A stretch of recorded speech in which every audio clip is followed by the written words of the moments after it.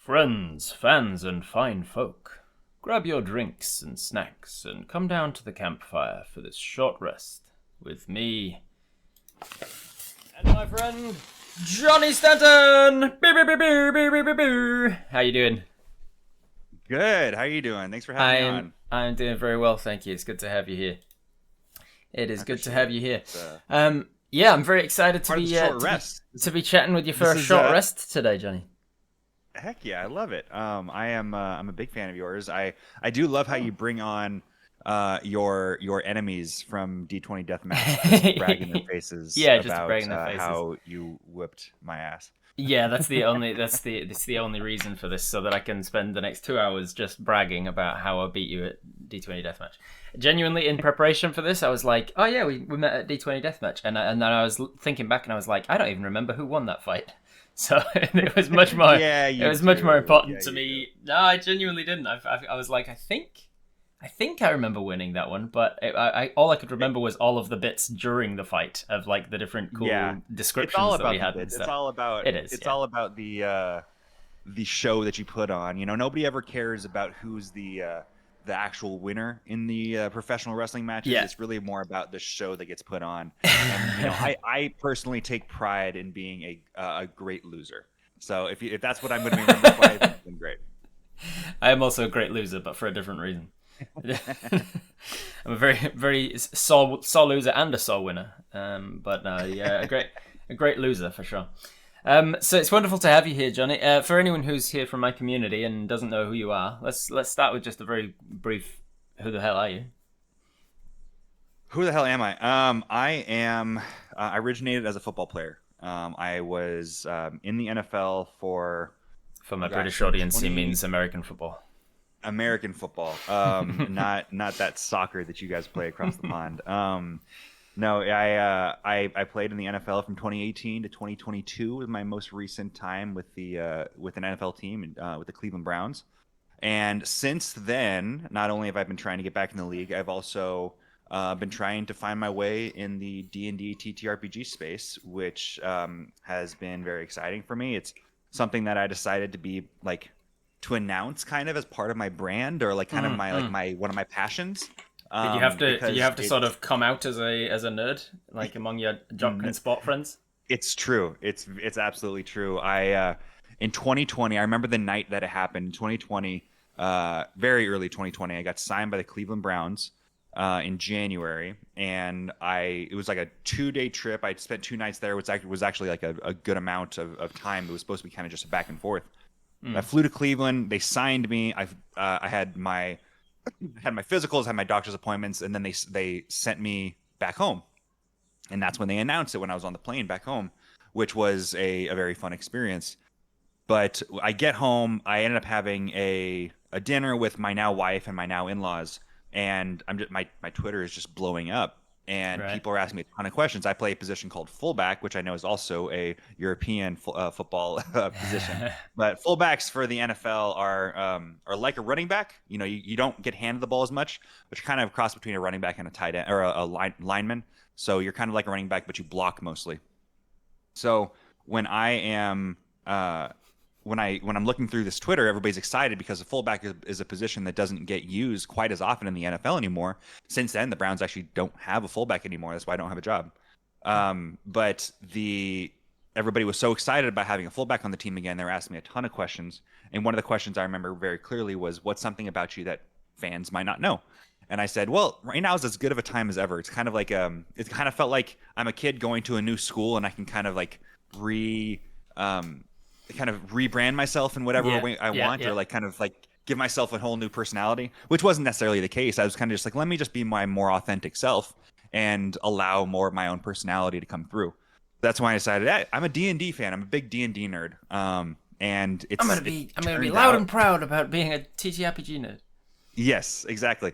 And it turns out a lot of people share that same that same intersection of the Venn diagram between nerds and jocks, or nerds and like athletes, people who enjoy sports in general. So like physical folk. Exactly. Them that actually like getting out there and doing physical things rather than just sitting around the table pushing minis. So ever since then, it's kind of been my my mission to kind of combine those two worlds as much as possible. Remind Whether people that it's not like they're not mutually exclusive. You can enjoy exactly physical sport ball stuff. Yeah, my line is like, it's not like the 80s high school comedies where the jocks and the nerds are always like butting heads with each other. We're all one big happy family at this point, and these labels can be used to actually benefit you and kind of allow you to be part of a larger, more accepting group that allows for people to have even more labels and even more intersectionality. And it's something I'm really passionate about. I want more people from the sports world, more football fans, to come into the D&D world. I want the people in the D&D world to realize that, like, yes, sports is for them as well. The it's funny actually. D&D world. Sorry to interrupt, but yeah, just good. on what you were saying there, like, I use sports as the most effective way of explaining what I do to the people who don't understand what I do, because people, my brothers included, will often be like, so people just watch you playing a board game, and I'm like, well, it's not a board game, but we'll get into that at a different time. Yeah, exactly. People just watch you playing a game. Why wouldn't they just go and play the game themselves? And I'm like, so you got into a Formula One car on Saturday and you drove around the Formula One track, or did you watch good people who are good at it do it? And he was like, exactly. Yeah. And I was like, and the weekend before you watched Manchester United play a game rather than going out and playing football yourself, because you're watching people who are excellent at the game, who are very entertaining at doing what they do, who are paid a lot of money to do what they do, and you watch them do it. It's like, yeah, I guess. Exactly. Like, same with esports, video gaming.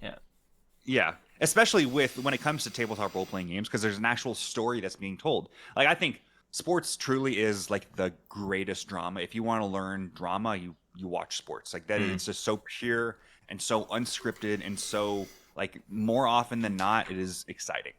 And I think that's what is so great, to be able to show the people who, like, don't have that experience growing up and watching sports, is that it's not just watching people like be like aggro and hyper masculine and be trying to push their bodies like to their extent, which is, like, I think if you're into that, like, that's what was great about sports as well. But on top of that, the storylines that follow, it's the reason why there is such a huge media market around sports, is that it is just a breeding ground for incredible story and incredible storylines that you follow the people who are in it. It's legit, like, there are legit reality shows that follow it and follow the drama that surrounds it. Every year in the NFL, HBO follows one NFL team during the preseason, and in the preseason roster, there's 90 people on the team, and that roster has to shrink to 53 people. So that's almost 40 guys that lose their jobs or become demoted to the practice squad. That's straight up The Bachelor or whatever. Yeah, that's entirely the format of Big Brother or any Survivor or any of these shows. That's like, start with this many, cull it down to this many, see what drama happens. Exactly. And of those 53 spots, there's like 45 of them are not up for grabs. There's like maybe 8 to 10 spots where guys are actually, like, trying to hold on to their spot. So when it comes to, like, so the show that follows, it's called Hard Knocks, and Hard Knocks goes through the first 4 weeks of the preseason or so. There's 1 week where it's just practice, and then there's the 3 preseason games, which the roster becomes smaller and smaller after each one. And it's one of the most highly watched HBO shows every year, because it's real life. They do such a great job of producing it, and these are guys who are, like, in a position that I am in, trying to stay on a roster to try to make it into the season having a job. It's just it's pure drama, and it's the same reason why shows like Drive to Survive, or I'm sure that Hard Knocks is the American football version of it. I'm sure there's a ton of European football versions of that exact show. It's funny you say, like, if you want a good drama, you watch sports. But I feel like with some sports, soccer included, it would be more like if you want to watch some good amateur dramatics, or if you want to watch some acrobatics, if you want to watch some Cirque du Soleil level dives. Yeah. There's certain sports that I was never able to. I mean, I've never really been a sports fan in general, but there's certain ones that I was like, I'm definitely never getting into that, because of it's just much more about the performative element of falling on the ground to try and get a free kick and stuff. There's I remember watching I remember watching a compilation video of Lionel Messi do just like and it was titled Messi Never Dives, and he was being tackled and fouled in ways that are genuinely free kick worthy, and he'd be like hacked at the shins by somebody and he'd tumble down, he'd fall over, he'd get straight back up, he'd be on the ball, he'd be running around weaving between people. I was like, that's what the sport should be about. I think that's truly why women's soccer is so much more popular than men's soccer is in the US, is because I see the women go down for like taking falls so much less often. And I don't know if that's actually true. It's probably just like whatever I'm seeing. Confirmation bias. But not only is like the women's team so much more dominant compared to the other teams than the men's team is, but they're so tough and they're so good and so athletic and so like I do love it when soccer and football have like this element of physicality within it, and it gets celebrated as opposed to penalized. Yeah. All right, well, that's who you are. So we can start the conversation now. I love it. That was a fantastically in-depth description of who you are, Johnny. For anybody who's in my community and didn't know you before, we have met once before, as we alluded to at the start of this. We were on D20 Deathmatch, fantastic channel. If you haven't gone and followed theirs as well. And we were playing as two different characters battling to the death, essentially. So I won't spoil anything about who we were playing and the characters and stuff. But as we alluded to, I ended up winning the thing, but it's really not about who wins. It's about. I think we can talk a little bit about character. Yeah, go on then. Who is your character? I don't even know if I'm going to play Bone Daddy again. But I played Bone Daddy, the necromancer, like professional wrestler with the voice of like Macho Man Randy Savage. And he's like this kind of rail thin guy, kind of lithe wrestler type of guy who is deeply in love or has like this platonic father-daughter relationship with his skeleton kind of familiar by the name of, oh God, I'm blanking on it right now. It's horrible. What is it? What is the skeleton's name? Somewhere. It's one of those names that's kind of flashing for me and I can't grab it. Yeah. I can't think of it right now. You'll have to go and watch it. You have to go watch it. Yeah. And I played a giant python who did not want to be there. So we did 2 appearances each on D20 Deathmatch's latest season. And my first appearance was fighting against Cinder Blocksally. Darcy. They had in chat. Darcy. Yes. Darcy, that was it. Cinder Blocksally was my first opponent, and I lost against him, and that was the first time in my entire career that I've ever lost a PvP of any kind. Like I've played a few different battle royale Royal Rumbles, and I've always won them because I'm such a power gamer optimizer, and I know the rules back to front, so I know if I cast this with this, then it works. But I fought against Cinder and lost, and he at the time was playing this like kind of like Pokemon meets Eldritch Horror, where he was like a Pokemon trainer, but he had like Cthulhu in his bag. And so at the end of that fight, I got like devoured by the hunger. And so when I came back for my second appearance in the season, I said, "Can I be infinitely changed by the hunger and be this Cthulhu-esque horror monster?" And they were like, "Of course you can," because it's one of the things I love about D20 Deathmatch. And so I was fighting against you as this snake that was against his own will, turning into this like horror, this abomination where his skin would split open and like tentacles would come out of him, and it was amazing. It was a lot of fun. Disturbing for sure. It was a lot of fun. I think it really demonstrated your talent in I think Eldritch Horror is the hardest thing to describe. I think you can get a lot of cop out when it comes to Eldritch Horror when you say like something is like it's indescribable. It's like it's mind-boggling. It's like you can't understand the horrors and depths. It's like the way that you did it, I think, was incredibly evocative, and just the way that you described, like his stomach expands and then swallows him whole, and then like regurgitates like through a different hole. Like I don't know, it was so weird. Yeah, and so cool. I think you're nailing it there. That like with Eldritch Horror, yes, you want to ultimately get to a point of it's indescribable. But it is a cop out to be like, oh, you open the portal and suddenly your mind is mad because it's indescribable horrors. Don't go to indescribable first. You have to show your audience that you are trying your best to try and Yeah. describe it and failing. You have to Yeah. do everything you can to like try and, but the words aren't quite coming because it's, and then eventually get to, it's just indescribable, and then people are like, oh, I Right. get it. This is really Yeah. indescribable. Yeah, it's good stuff. I love describing that kind of Cthulhu-esque monsters and stuff. What's your favorite kind of horror? Here's the funny thing. Growing up, I always hated horror. I've got a very vivid imagination, as you'd imagine.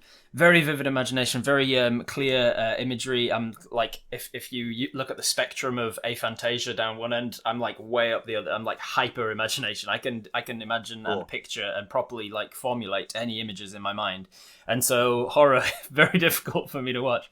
But then I discovered when I became a D&D creator and started doing this professionally, I discovered on like Halloween specials, I'm really good at horror, and I really enjoy it when I'm behind it, because I guess I've got an element of control over it. Like I already know where the story's going and when the jump scares are going to be and stuff like that. And so I really like mixing it up. The last few years of my my Twitch Tales, I run an interactive D&D game on my channel called Twitch Tales, where the chat are controlling the actions of the player.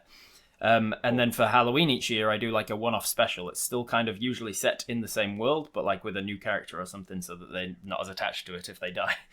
And I've done a sort of all in the mind psychosis kind of horror that was like about like you not being able to understand what is real, like gaslighting yourself, like night hags, like giving you nightmares and making you doubt reality. The year before was just straight up body horror with a werewolf chasing you through the forest and picking off your family one at a time.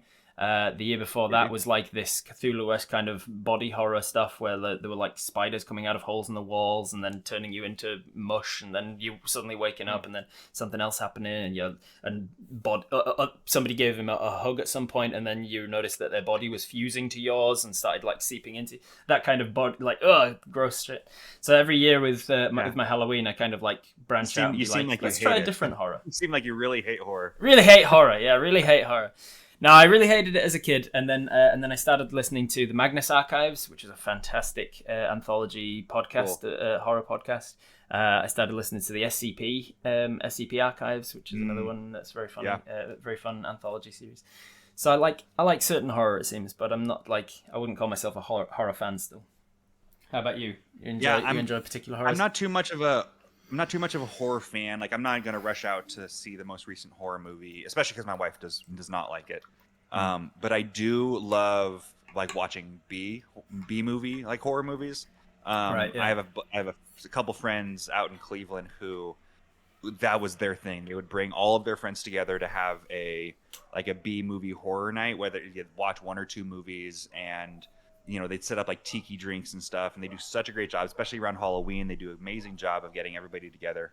But I did learn, I think I was in college when I learned that my favorite kind of horror is folk horror, especially like kind of Appalachian Southern kind of horror that, I think it's Resident Evil 7, I think is the one that I'm thinking of, that is like very kind of swampy and kind of creepy in that way. That I learned it in college because I ended up watching the movie The Ritual that was on Netflix.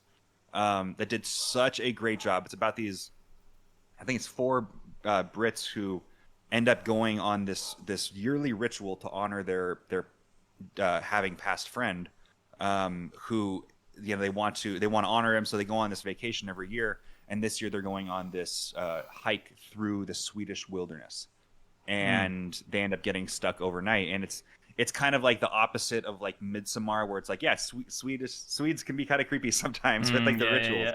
And Midsommar is like the incredibly bright type of horror, and this is like everything's happening in the woods and is like dark, and they do it's such a great, like, the culty kind of woodsy witchy horror is my absolute favorite. So every Halloween, please. Do you know the Legends of Eventris guys? You met those guys before? I don't. No.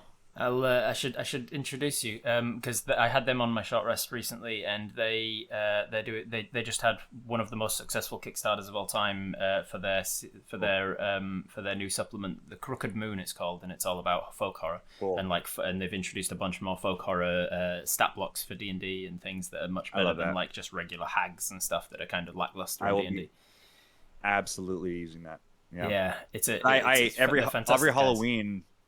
I love. I think D&D is very hard to get the horror aspect because the whole unless you're starting at a very low level, you're basically a superhero. You're supposed to be the one who's coming to save the day. You're not a normal person, and horror happens to normal people. Yeah. And so the games that I like to run are one, Dread, and two, 10 Candles. I've had such amazing experiences. Yeah.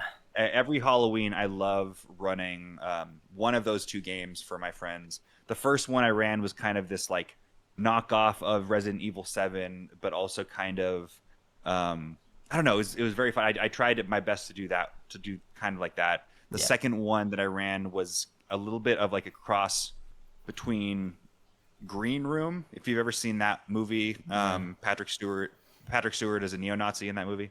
Okay. And it's like I love he'll just take any role. Yeah, you see no, Patrick I know. Stewart in so many roles. He was so good. creepy, so good in that movie. So there's that, but it was also kind of like bringing this cult aspect to it as well. And then 2 years ago, I was able to get a couple friends together, including some names that D&D fans might know: Serena Marie and Luis Carrazzo, nice. and Kaylee Bray. Those three came together and we played this game of 10 Candles, in which I think 10 Candles is so interesting because it's so different than any other game I've played before. Every game of 10 Candles kind of has is kind of set in the same world. Mm-hmm. And my favorite thing about it is how much control the players have over what the world is like and what the monster is. It's incredible. I've only played one game of yeah. it, but I'm yearning to play it again because how good it was and how good. fluid because it really, like, people talk about D&D as being like a collaborative storytelling, and it absolutely is, but it's very much like a captain and his crew kind of storytelling. Like the DM has a lot more sway in the direction of the story than the players do. Yeah. Because they just have the purview of their own character. And there's certain like house rules that people use of like hero points and story points and stuff to try and give some of that to the players. How do you want to do this? Is like another element of like, hey, I'm just going to hand over the DM reins for a split second so you can help describe things. But with 10 Candles, that really feels like more than any other game that I've, well, with a couple of exceptions, more than most of the TTRPG games that I've played, 10 Candles was very much collaborative storytelling because it's built into the mechanics of if you roll this, then you get to take over for a second and say like exactly what happens. Yeah, and just like the scene setting for it, I think there's no other game that I've ever played that takes advantage of creating ambiance better than 10 Candles. It's basically supposed to be completely dark except for the light coming from the candles that you still have lit. And it's, for those of you who have never played, it's a tragic horror game. Your character will die by the end of it. Succumbing to some indescribable, there's the word again, horror of the player's description. Yeah. And every time that you fail a roll, the one candle goes out. It says in the rules, you only know two things going in. They move in the dark or something like that, and they are coming for you. And that's the two things that you know about the monsters going in, and that's including the game master as well. Like you only know they are coming for you, and they move in the dark or something like that. And so like it was my favorite game to prepare because all you had to do was really create a setting. Yeah, like, there's nothing else you need to do. It all comes like into focus as the players create each other's characters, which is also one of my favorite things. Yeah, that's another really good thing. Like you write down something about something that you know, like a secret you know about that guy. And then you pass it to that guy and be like, this is something I know about you. And they're like, oh, okay, cool. It's a really good setting. But at the time we played it, we were like, this is incredible. We should do it on stream and stuff. And then we went back and forth talking. We were like, there's no way to do this in like a videoed, like we couldn't find, like you'd have to be in a studio. Remotely. For the first time I played it remotely. You did? And you made it work? Experience. That's incredible. We couldn't think how it would work. Yeah, we made it work. It was super fun, but I knew from that point, I'm like, this is going to be so much better when we play it in person. Yeah, for sure. I think I played it with the group Level 1 Geek on Twitch. Right. I'll have to try and to look it up, see if anybody can really make it work and still get the Yeah. ambience and stuff. Because like actually lighting some of your character sheet on fire using the candle is a hell of a moment, a mechanic in the game to be like, you can try this thing by ripping off some of your character sheet and burning it.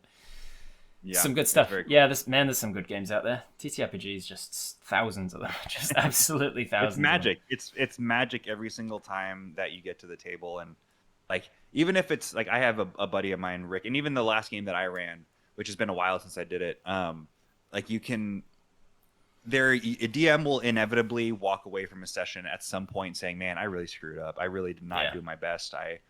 I wish I would have done this or that or the other thing differently, or I wish we would have just like had a different vibe at the table." Yeah. And even in those types of games, you still get a little bit of magic every single time you play. Like there's always something that happens that like is surprising to you or just gives you like the goosebumps feeling, and that's what brings you back. Like if people talk about golf being like the when every once in a while, like you can have the worst game possible, but there's one time that you drive right down the middle of the fairway, and that's what brings you back to the game. And what's amazing about TTRPGs is that doesn't have to happen super rarely. It can happen every single time you play. It can happen every every hour on the hour. Like, and it's just such a great experience that I think we don't need to convince chat or the viewers to watch they get it. They're here because they're in the club. So if you want to watch me and Johnny go in head to head in a battle royale fight to the death, go check out D20 Deathmatch's latest season. You'll be able to find our episode somewhere.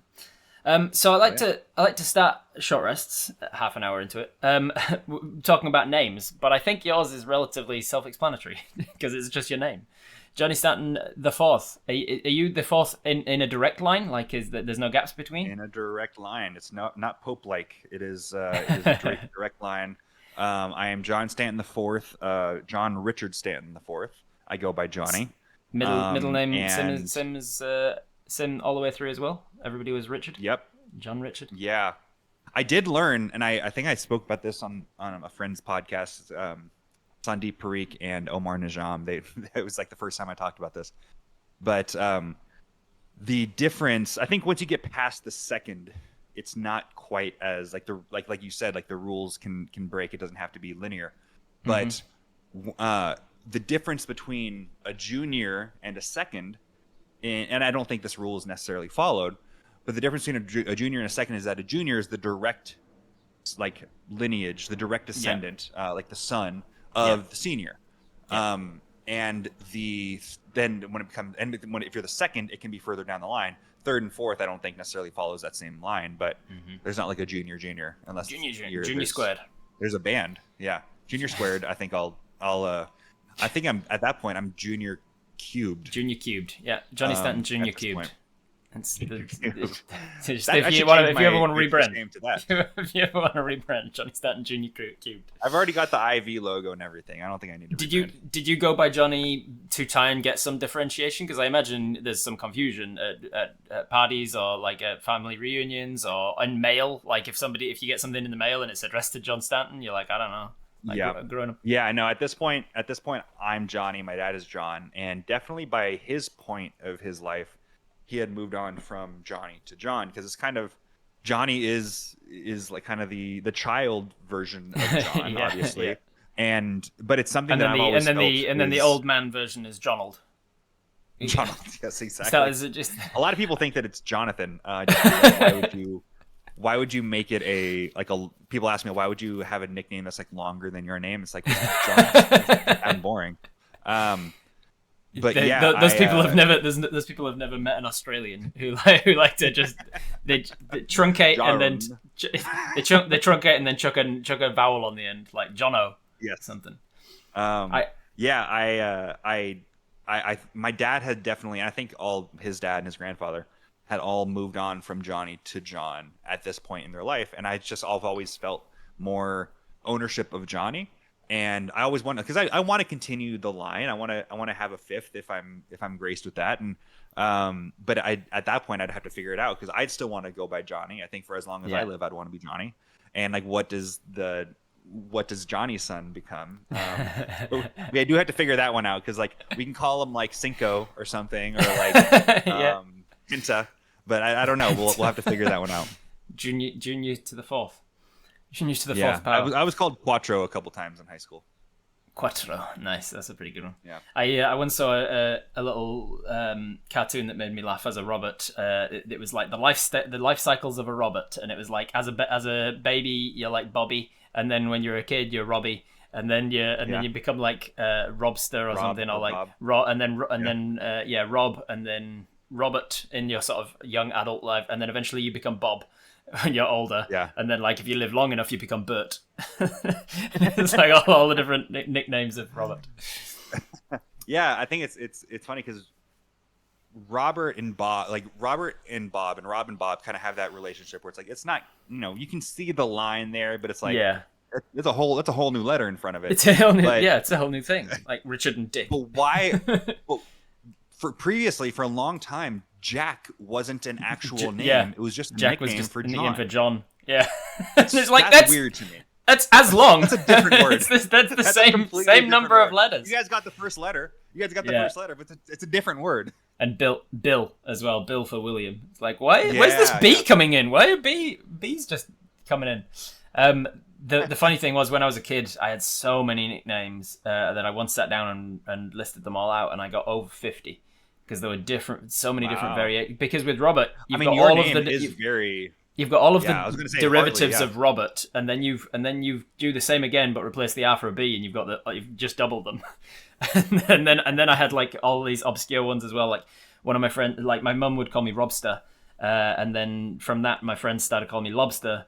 Another friend started calling me Yogurt because it sounds vaguely like Robert, especially in the Yorkshire accent.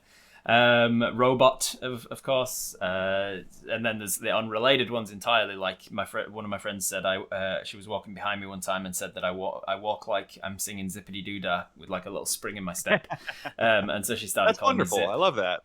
Yeah, I love that. All sorts of different nicknames. Yeah, and Hartley has like the such great opportunities for nicknames as well. When I always was jealous because I think I love my name. I love Johnny Stanton the fourth, and I didn't used to like own the IV part. Like I didn't add that very often. I still don't necessarily write the fourth unless I'm doing like an autograph or something. But I was always jealous of the people when I was in 7th grade or maybe 8th grade, I forget which. I ran for class treasurer, and I couldn't figure out a campaign slogan to save my life. The one I ended up going with is vote for John, he's the Mon. And it was so bad. It was so bad. And people were like, is he Jamaican? Or like, what is... Yeah. It was definitely a little bit of cultural appropriation there that was not my finest moment. And I did end up running for, I think, vice president in high school that I did not reuse that campaign slogan. I don't remember what I ended up using. But I remember just feeling so jealous. Like everybody else's name has a rhyme scheme or something like that. But John... Like you can think of a couple things that rhyme with John, but none of them can be used in a campaign slogan. But I'm sure that somebody in chat will prove me wrong. You could definitely use IV and so get Johnny in your get Johnny in your veins like an IV or something. Yes. Or you want to get into an Ivy League school? You want IV Johnny? Well, like you need something like that. Some play on the words Ivy, perhaps. Yeah, for you Brits, by the way, Ivy. 7th grade is when you're like 11 years old. Presuming 7th grade. I don't know. Yeah. I don't know. Yeah, there you go. And hi Jay Foster. All right, I love it. So let's start with also hi Swole Initiative. How's it going? Good to see you. Yeah. Let's start with way back in the past, early days. How did you get into TTRPGs? When did you first discover any sort of TTRPG? College, actually.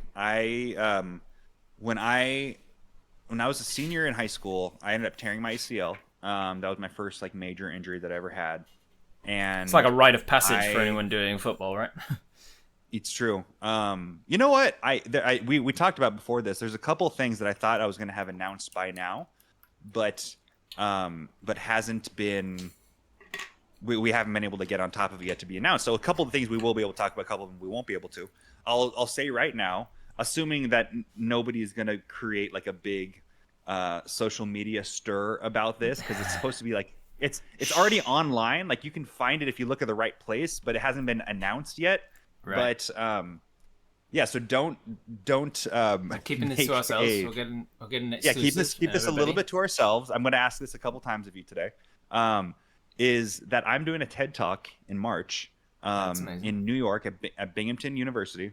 And this is actually something I get to talk about, is the combination of these. So I don't want to spoil the TED Talk by any means. I want as many people to watch as possible. But one thing I do talk about is the fact that every time I got injured, which was about 4 or 5 times in my career, I always found out more about myself. Right. And the thing that I found out when I was in senior year, tore my ACL, that I realized that I had something missing when I didn't get to call myself an athlete. Like there was something that I was missing out on. Like I didn't know what my identity was outside of being an athlete. I didn't know if I was ever going to play sports again. ACLs are such you really, they do amazing jobs, and doctors do amazing jobs of getting, these guys back on the field. But I wasn't sure. I was in the transition of going from high school to college, and if I was ever going to play college football, I didn't know. So I ended up finding out that I was into comics. I started reading comic books when I was senior year in high school, and that transferred into my freshman year of college, which I finally found my first comic book shop and became a regular at the comic book shop. And that went on for a number of years until I ended up tearing my other knee in a different injury, an LCL tear, my junior year of college. And at this point, I was going to school at UNLV, and I was already a regular at the comic book shop at this school. And I was like finding myself being very frustrated with like, this keeps getting taken away from me. This like football keeps on getting taken away from me, and I want to have something that I'm really passionate about outside of that. Like comic books obviously is like something there, but it's not quite as communal as what I'd like it to be. And then I started discovering more about Dungeons and Dragons on YouTube and like through YouTube deep dives and stuff. And that's when I went to my local comic book shop. I'm like, this thing looks really fun. You guys are nerds that I know. Can you help me find some other nerdy stuff in the area? And they said, there's a regular of ours who hosts a game here every other Sunday. You should reach out to on Facebook and see if you can join. And that was my first D&D group. A guy by the name of Julian. It was 5e. This was in 2017, I want to say, maybe 2016. A guy by the name of Julian was our DM. He's now in like the local pro wrestling circuit in Las Vegas, which I think is super cool as a promoter. But he got me through the D&D at the very start, which is like there's so many growing pains you get when you're one, not raised as like any kind of necessarily creative outlet or any kind of like performing background. Like sports has its own performing like skills that you learn, but it's not, you don't necessarily inherently know how to like play to the camera or play in the character's voice or something like that. So I would always do like, my character goes investigates this thing. I wouldn't ever like speak in first person until like a year long into the game. I finally started doing it, and then I had to get picked up. Then I got picked up by the Minnesota Vikings, and then I had to leave. I wasn't going to be able to play in the game anymore. Right. And along those times, I was able to bring some of my teammates into D&D, which was very fun. Some of my nerdier guys that I knew I would be in a safe place with. And you can just be the dealer. You can just be like, exactly. You should try this. The first one's free. Yes, exactly. That was super fun. We had like maybe 4 or 5 sessions with those guys, and then when I got to Minnesota, like I didn't know anybody locally. I wasn't at the point where I felt like comfortable talking to my teammates about that kind of thing yet, and I wasn't sure what to do. I ended up breaking my ankle that year, and that's the year that I kind of got even more into D&D. I had a regular group that I really dove into like role playing with and creating with, and had a lot of like took a lot of fulfillment from playing Dungeons and Dragons. That's like if my first injury is like learning that I'm a nerd, my second injury is like learning that I'm into D&D. My third injury was really about like diving in and really like investing myself within this hobby, within this community.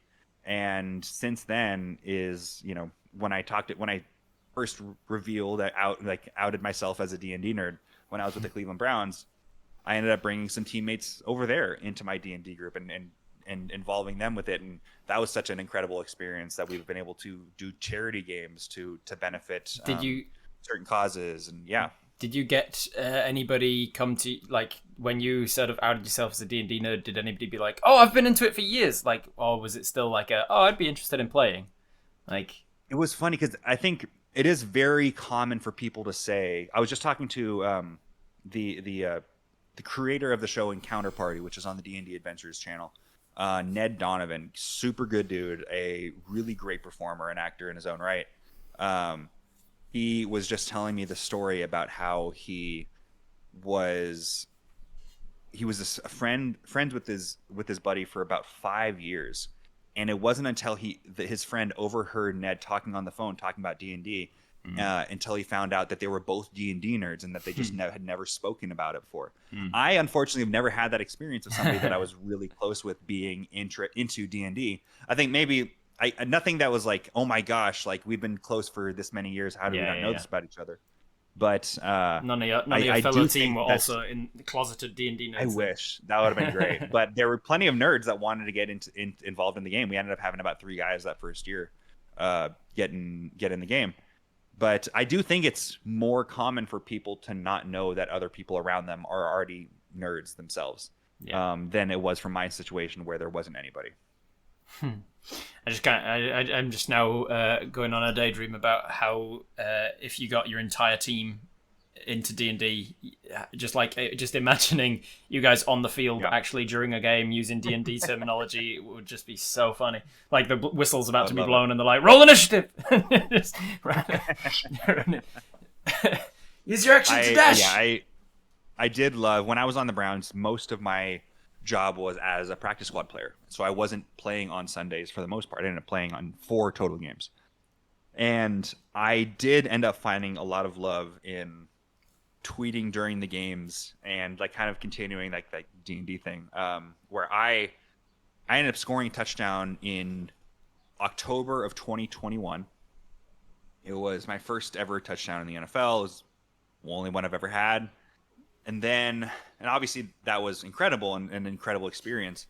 And a few weeks later, my teammate Myles Garrett, who was in my D&D group, we ended up having a Sports Center piece done on like about it, and that aired on one of the Sundays like 2 years ago. And we had a Sports Illustrated article written about it. Myles ended up scoring a defensive touchdown. He picked up a fumble, ran for it, and I'm like, okay, so out of the 3, maybe 4 guys in the NFL who play D&D, if you're including the people that I know, and and I haven't heard anybody else on any other teams that actually play.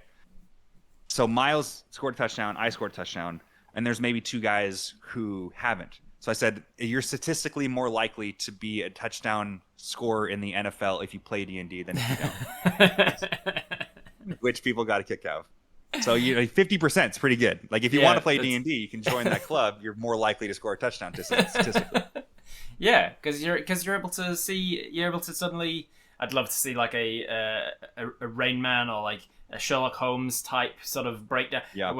A movie about an NFL player who's playing D&D, and suddenly like he goes into bullet time, and suddenly all of the different the lines on the pitch are also like this vertical lines suddenly appear as well, and suddenly it's a D&D map, and you can see everybody in their own squares, and you're like, okay, well he's got 30-foot movement speed and he's got 35-foot movement speed because he's the fastest one on the team, so I can go through here, and if I use my action to dash, suddenly he's using D&D terms. Man, that'd be funny. Yeah, I think that's when being a DM definitely helps out your ability to be able to take in all things and know like everybody's features at the same time. And you're like, if I run past that guy, he gets an attack of opportunity to try and grapple me, though. So I've got to be careful. Go palm him off. Speaking of the crossover of football and D&D, I did create my own football themed D&D subclass. Oh yeah, nice. That's available for like $1 or $2 or something on my website. It's called the Path of the Gridiron Barbarian. Nice. That was used as a I got to use it in a charity game that Jay Swole Initiative ran over at Gen Con. No, not Gen Con. I apologize. PAX Unplugged Nice. late last year, and it's super fun to create this subclass that is so, I think, very thematic within the D&D world of like trying to bounce back and forth between enemies and trying to like knock prone or protect your allies and stuff. Nice. Yeah. Barbarian felt very on brand for it, but Yeah. it's like it really does have its own niche that I don't think is covered within the game, which is kind of like a monk-esque barbarian of bouncing around back and forth between the different people on the battlefield, and it's very fun. I think you guys should check it out if you're interested in homebrew. Yeah, it's subclass. funny you say monk-like as well, because when you were talking, I was like, I bet you could do this for almost every class. You could make like a football version of it for like charity games and stuff if you wanted to, because there's so many different roles on an NFL team. And some of them have to be super light and speedy and nippy, and so you could create like a rogue subclass or a monk subclass that's about doing that and getting extra speed and being able to dodge people without attacks of opportunity and stuff. And you could do like a fighter subclass, I'm sure, and I'm sure you could I love that. mix things up and be like the different roles of the team, and then create like an entire. That'd be an interesting one shot, wouldn't it? For like a charity one shot. I love that. Just entire NFL, and all of you have to play like an NFL subclass. It'd be a good crossover to get people into it. Yeah, do a one shot where everybody's actually playing it.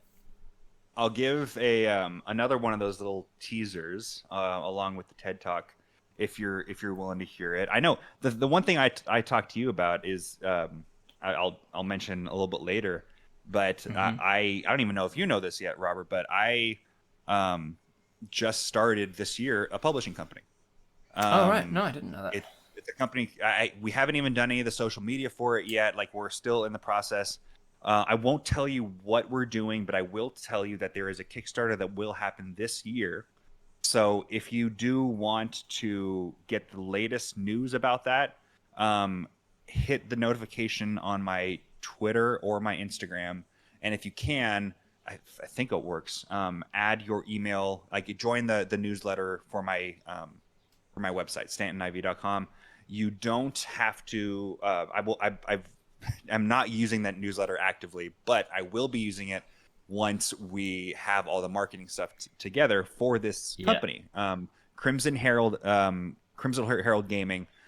We are creating a book this year, and I was just thinking that at some point after this project, though, it's not football related. It's not at all football related. But after this first project, I think it'd be very cool to do a football themed hell yeah, like 5e game. That'd be amazing. Or book. That'd be amazing. Yeah. It's really funny because my homebrew senses are tingling, and I'm like, oh, I'd love to like make something, and then the other side of me is like, you don't know the first thing about sport ball. Like you would not be the guy to do this, Rob. Like you don't. The cool like thing is football one of the ones you use a stick? Do you put it in a goal? I don't know. Yeah, and you can do this with so many things. I think it would be cool to have every subclass be its own sport. Like there's the Oath of the Hardwood, or like, oh man, what's a soccer phrase that I can use? You could do so. What would the different classes be? We'd have what's a cleric? What's a cleric? A very cleric-y sport. Because clerics are an interesting one. Because bowlers. Bowlers? Yeah, I kind of feel like a cleric is a bowler. Yeah, it could be actually. I could see that for some reason. What about? Let's see. What about warlocks? Warlocks feel like they'd have to be some kind of tricky sport. Like for some reason, immediately came into mind was like one of these like 3-person team sports. That's like one of the obscure ones, like what do they call it? Trampoline basketball or something. I can't remember what they actually name the sport is. But slam ball. That's it. Yeah. I was like, for some reason that came to mind when I thought about warlocks, just because it's like obscure and out there, and they've made some sort of deal with like, this is for me. Clerics. I do like that. Robert Tables says curling maybe for clerics. Clerics I chess. like curling clerics. Yeah. Yeah. Yeah, I think a paladin basketball player would be awesome. Baseball player warlock. I like that. I Mm-hmm. like that. Oh, what's up, Derek? How not to DM? We need a cricket player as well. Cricket players. Yeah, Big. who's a cricket? What skills are necessary for cricket? Because I don't know a ton about the sport, and I would definitely have I to. don't know. I'd probably have to hire somebody like you to Yeah. be part of that. I'd be to make that I'd be the guy you'd hire for the mechanics to make sure that it's balanced. I'm all about Yeah, numbers. exactly. I know the rules of D&D like the back of my hand, like no other. Like I'm often the guy that people ask, how's this obscure rule again? Like if I'm hanging upside down and I'm blindfolded and I'm trying to attack through darkness, is that? And I'll be like, yeah, there's a rule about that. It says this and this and this. I'm good at that stuff, and I'm really good at the maths and the balance and and that sort of side of things as well. So you'd come to me to like proofread it and be like, oh, this is too powerful of a feature and yada yada. But I wouldn't know anything about the actual sports. I'll have to send you the Oath of the Gridiron Barbarian because I am, or Path of the Gridiron Barbarian. So I feel very comfortable and very strongly about like the fact that I think it's a pretty balanced subclass. But I'd love to see your. And the fun thing about that trips a lot of people up about balancing subclasses and homebrew in general is just that like they are designed to be powerful. You're meant to feel like holy shit, this is an overpowered feature. It's just that your overpowered feature cannot be usable in every scenario. It has to be overpowered a limited number of times, or it has to be overpowered anytime you want, but in a very niche circumstance. So like it's that situation you always get Matt Mercer saying it as well. Is like rogues, man, or like warlocks, man. Yeah, monks, man. Like every everybody class has should feel like damn, that's overpowered in this particular scenario. Except Rangers. Even Rangers. If your GM is not if you got into a fight and the GM just hand-waved the entire combat into a narrative sense and didn't ask you to roll anything, then barbarians and fighters would be like, fuck, man, I feel like barbarians suck. And it's the same with Rangers. True. Rangers, quote-unquote, suck because so many DMs just hand-wave over the stuff that they're designed to be good at. All of the exploration and not getting lost in certain terrain and like wilderness survival and stuff like that. Plus, they can do quite a bit of damage. I think they're just being... for golf. I do like that. Druid for golf. Not sure how you'd because turning into an animal, melee focused druid maybe.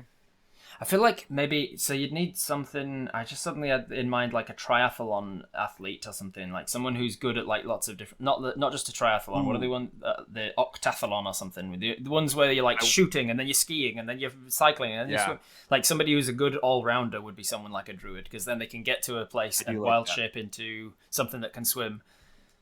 Yeah, I do like that. Triathlete, druid. I do actually like ranger a little bit more for golf, and you can make this whole like custom ranged attack that's just like a kind of a sling, but it's more like a like a golf hitting a golf ball. That'd be pretty cool. Yeah, casting shillelagh on your driver, exactly. So how did you go from this forever? We could, and I'm sure we will. There's so much I want to talk about still, so I'm going to move us on. Sure. How did you get from playing the game into like the status you are now with like the friends you've made? I saw you on Dropout TV the other day, and I just watched you were on actually. You were interviewed by Brennan Lee Mulligan, one of my D&D heroes. How did you go to being so well connected with people? I don't know. How did I do that? So I love making friends within the industry, and I'm very, very blessed to actually live locally to where a lot of this stuff happens. I live in Southern California, so Dropout Studios are located in Silver Lake, and it's about an hour and a half, 2 hour drive for me, and it's like a little bit long, but it's also it's LA, so it's like probably only everything's that far. Yeah. But yeah, I think it started. Who was the first person I connected with? I know that the big kind of convergence, but even after the fact that I outed myself as a D&D nerd, the big convergence that happened was the night that I did score my touchdown in the NFL. I ended up wearing that night. It happened on the night of Critical Role's Campaign 3 premiere. It was like October 21st, 2021, Thursday night. we're playing on Thursday Night Football, which is there's only 3 primetime games every week, and that's Thursday Night Football, Sunday Night Football, Monday Night Football. And the Thursday Night Football, like, there's no other games on that day. It's just Thursday Night Football, and it's like, it's in the middle of the week, so it's not like classic football night. But there was a ton of people watching the game. But I was also kind of sad that I was missing out on the Critical Role. The Critical Role premiere, yeah. Because people were. I had actually bought a movie ticket to go watch it in the theaters because one of the showings was happening in Cleveland. I'm like, you know what? Nice. I think we have a game that night. I don't think I can do it. I had to refund the ticket. But I wanted to show my support or my fandom for the show. So I decided, the stadium entrance is always a big deal when you have a game, or it's a big deal for some people. You have like an outfit that you might prepare for any given game. So for this game, I'm like, I gotta wear my Critical Role gear for this game. So I wore a Critical Role shirt. I wore a Critical Role jacket, and showed up to the game. I got my picture taken because they always take pictures of you walking in the stadium. And then I posted it before the game with the caption, "Is it Thursday yet?" Nothing that's like outright like super D&D, but like if Critical Role, if you know it, yeah. So in the third quarter of that game, I ended up scoring my touchdown. And after the game, people are not only going crazy about the fact that I scored, but also the fact that I was oh my god, he's a D&D nerd. I was talking about D&D, yeah. So like comicbook.com had an article. Buddy Christian Hoffer, you might be familiar with Christian. He posted, it's like NFL player posts Critical Role, like posts picture wearing Critical Role shirt before scoring game-winning touchdown. And there's a couple different things like that, which I thought was the coolest thing. And then that next day, the Critical Role people picked up on it. So obviously Travis is a big football fan, so he reposted it. Matt reposted it. Nice. So they all thought it was like a cool thing. What was that? What was that like for you? Crossover with Critical Role. Oh my gosh, it was crazy. The next day, the great thing about Thursday night games, especially if you win, especially with the situation that we had, which like I scored a touchdown, it was a big game, we won. My wife was, or my now wife was in town for it. My family was in town for it.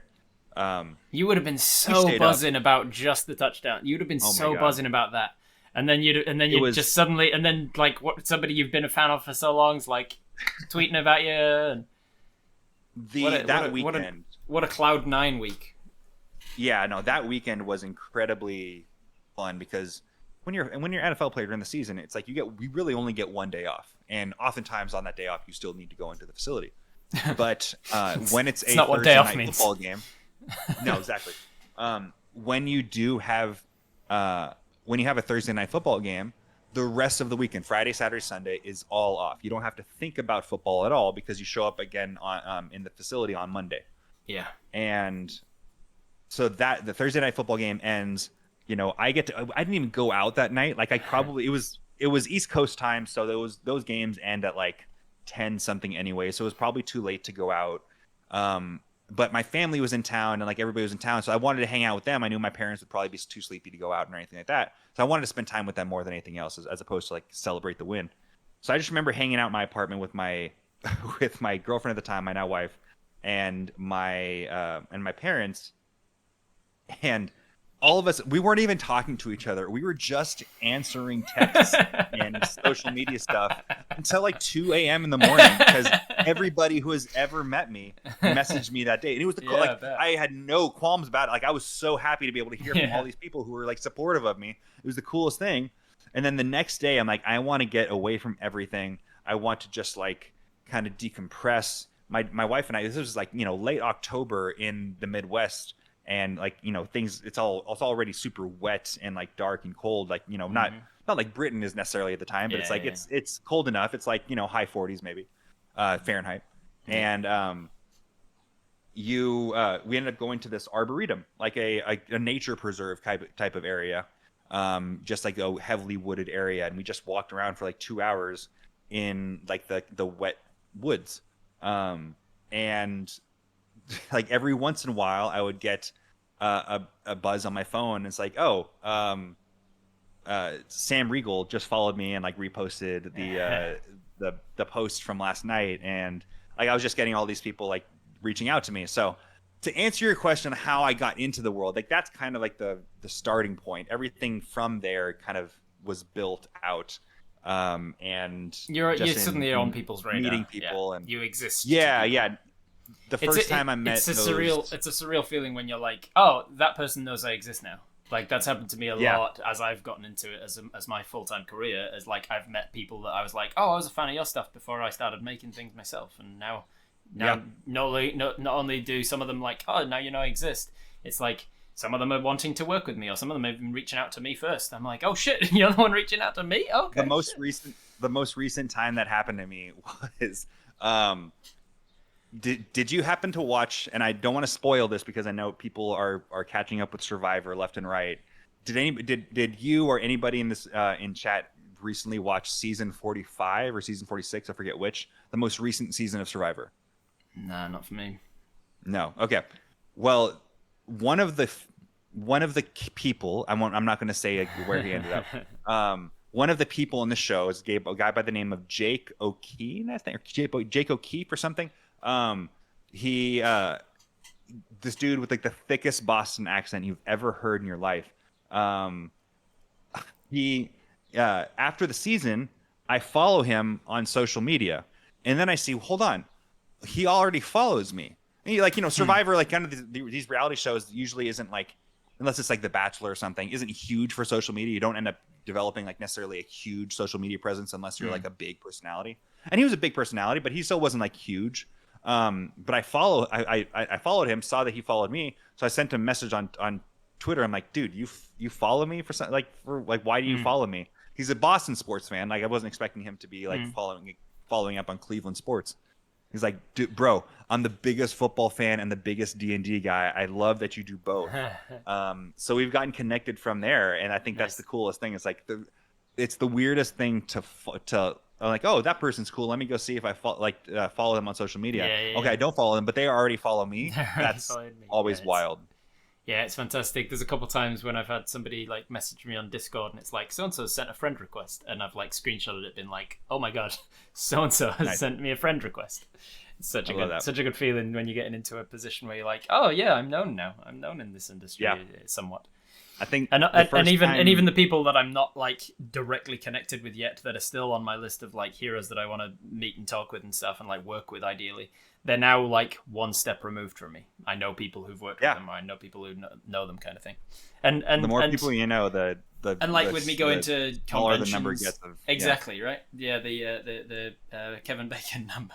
Yeah, yeah. Going to conventions and stuff, you see people around, and then eventually you've met enough people that they're like, "Oh, do you want to meet so-and-so?" You're like, "Yeah, introduce me." Yeah, I'd love to have that networking.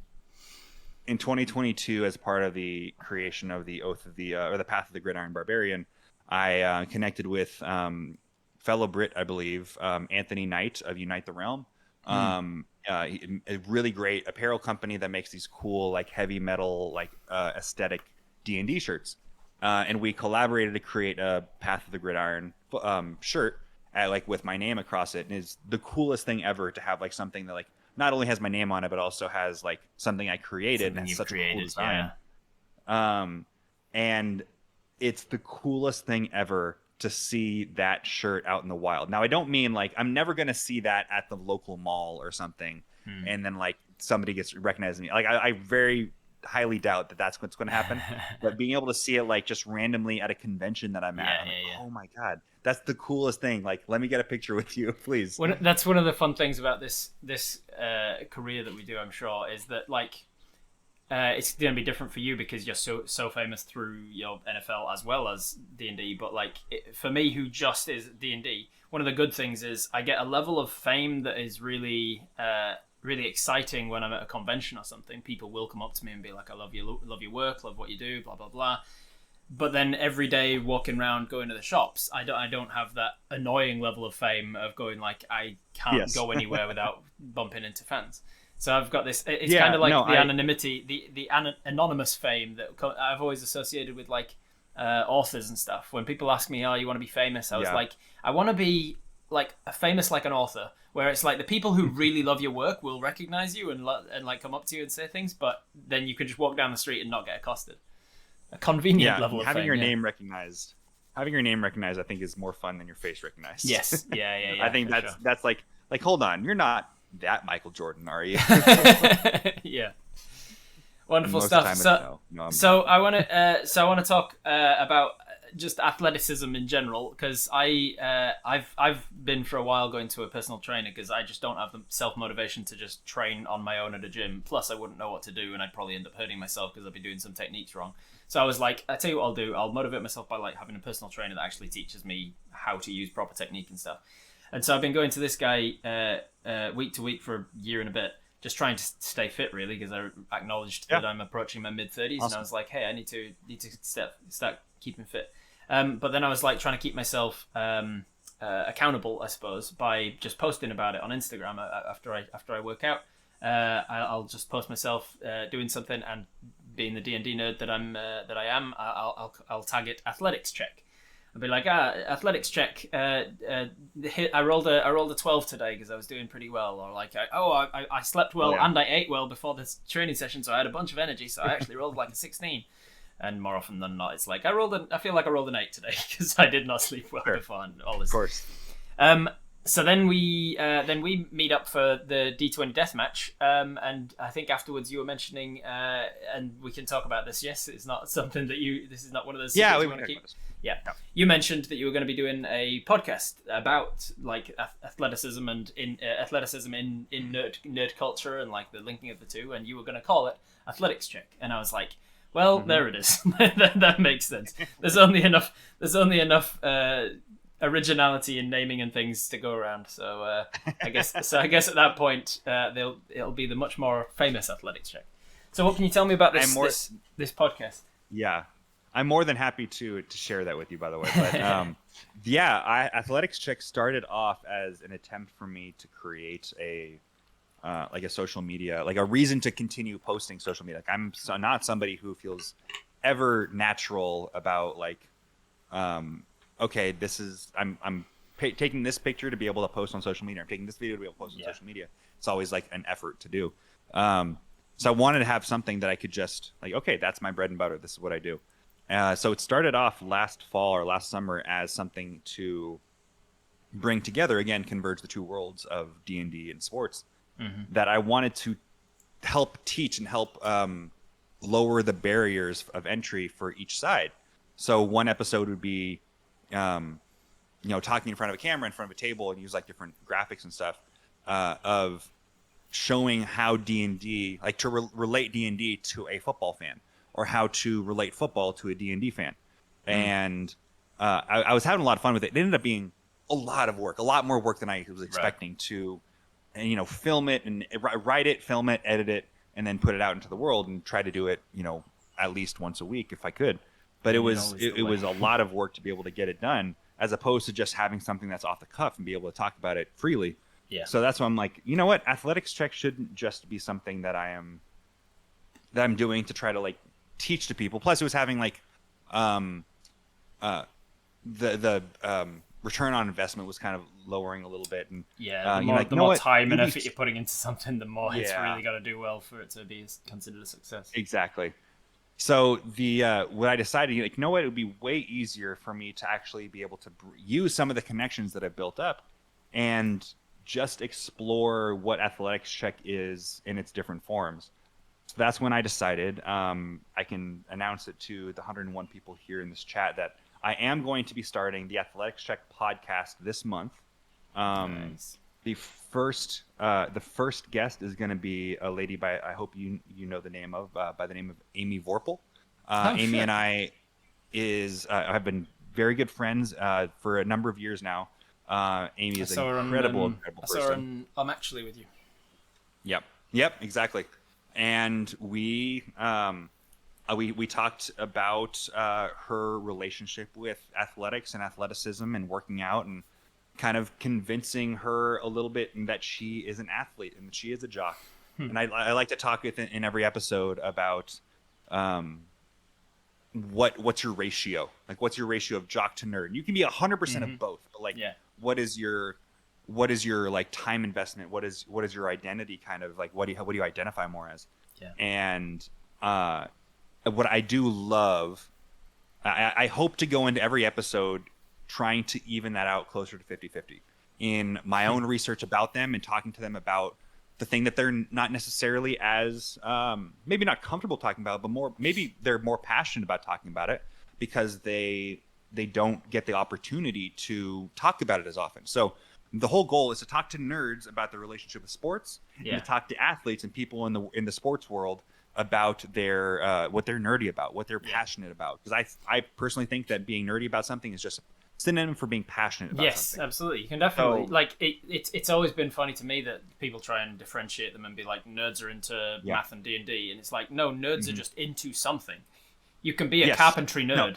You can be a sport nerd. Like people who are exactly. Like I saw a really good one that was a breakdown of that where somebody was taking the piss out of lappers for dressing up and blah blah and whatever, and then the person just let them go on this tirade and then went, all right, let's break down your basement.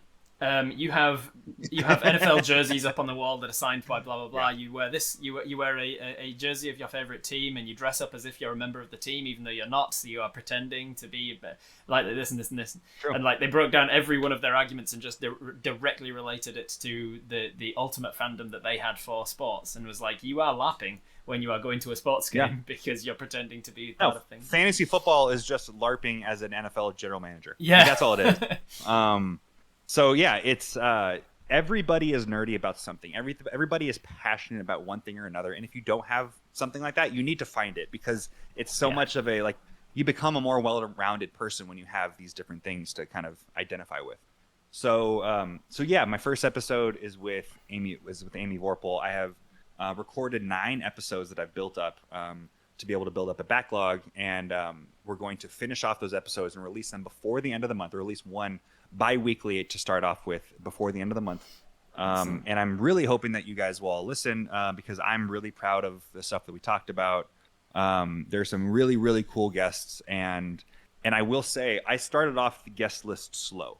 Like I have a lot of people that Amy's definitely one of the people who are like, I wanted to kick it off with a bang, but I wasn't trying to make my biggest asks until there's actually a following around the show. So the more people that end up following the show and listen, the quicker we're going to get to the people who are like the big time people that I connected with. The people like on Amy's level, and there's still some of those in the first 10 episodes. There's still people that you were absolutely going to recognize, absolutely be a fan of, and if you're not already a fan of them, you will be a fan of them by the time the episode is over.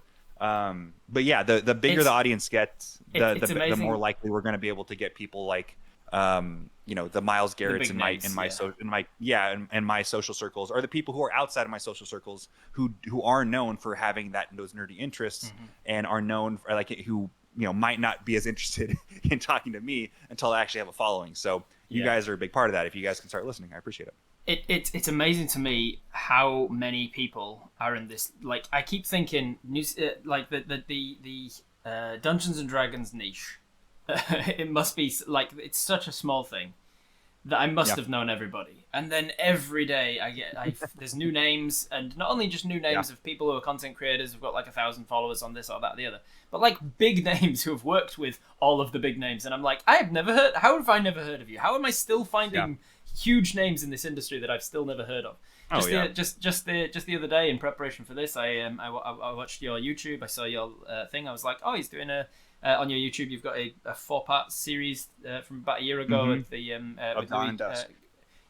And I was like, I noticed some of the names, but then I didn't recognize not Jacinta. Can't remember her name now. That bronze girl, Jasmine Buller. Jasmine. That bronze girl. I was like, I don't recognize her, but then I recognized that bronze girl as a name because a friend of mine had talked about potentially reaching out to ask her on something, and I was like, never heard of who she is. And then she like introduced herself in your video, and she's like, yeah, I've worked with Critical Role and Dimension 20, and I was like, how am I still finding people that I've never heard of? She DM'd a season of Dimension 20. Like it's she is an absolute like there's so much stuff out there. I'm in awe of everybody that I've worked with within the TTRPG industry, and that like having that was my first attempt at creating like a story within the D&D world of like, oh, hey, I'm gonna put this out in the world. I'm gonna stream on Twitch. I'm gonna put it on my YouTube. I'm not even gonna like try to bring the most attention to it possible. We were able to get some sponsors that recoup the cost. I was able to pay my friends to do it, and that's all I was happy about doing that. Yeah.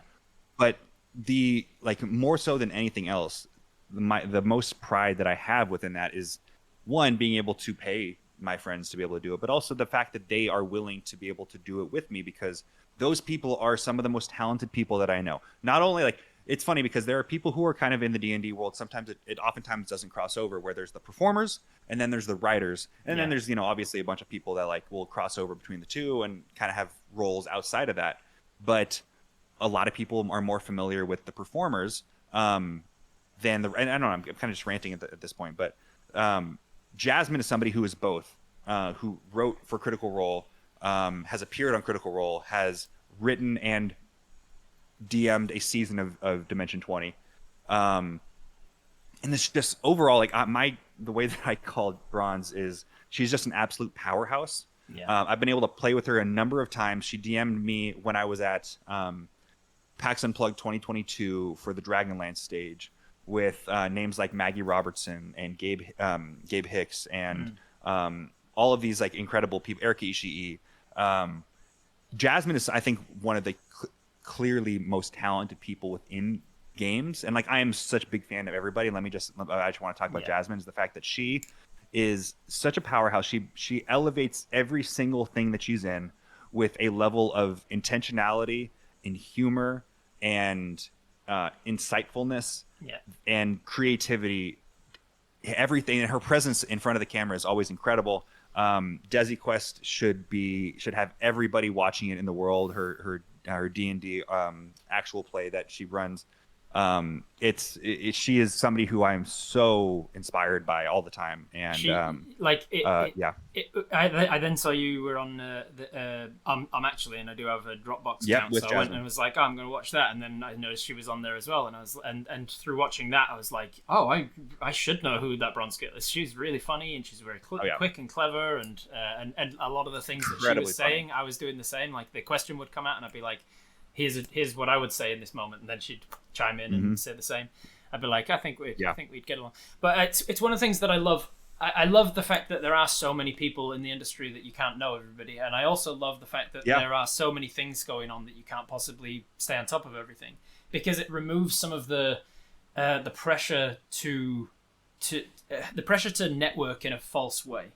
I used to be a professional actor for a while. I was making a go of it for many years, until eventually I realized I just wasn't enjoying it. And part of the reason was I didn't like the schmoozing that had to happen. You had to be seen going to the theatre in the right places. You had to talk to the right casting agents. You had to remember everything about everybody and always be on and always be... And I just didn't like it. And so when I got into making content for D&D, I just kind of vowed to myself that I'm not gonna be fake about that stuff. I'm not gonna pretend to know somebody just because they're famous. I'm not gonna pretend to have watched their work if I haven't.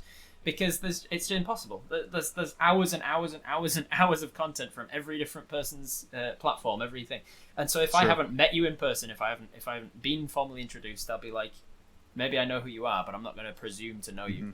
And I'm perfectly fine with that. Like if it pisses off somebody who feels like, oh, they should know me, then so be it.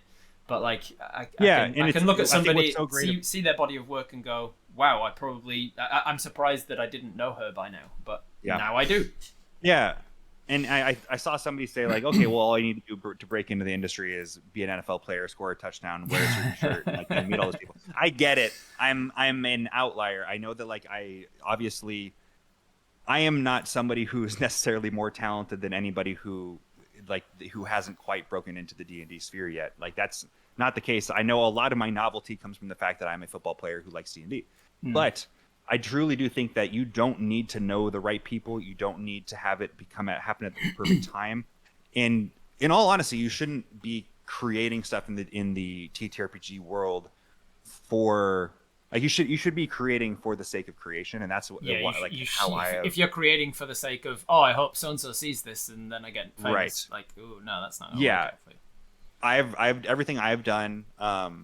I have done in an effort to put something out into the world that I'm really proud of, and I still have no like qualms about like marketing it and pushing it and stuff, because I want more people to see it and give me more opportunities to be able to make things that I like. Of course. But I think the most pride that I ever get from that is only ever the fact that I did it, and the fact that it is out there in the world, and that I got to collaborate with really cool people on it, and people that I got to choose. And I think the more you can do that, the more opportunities that will actually come back to you.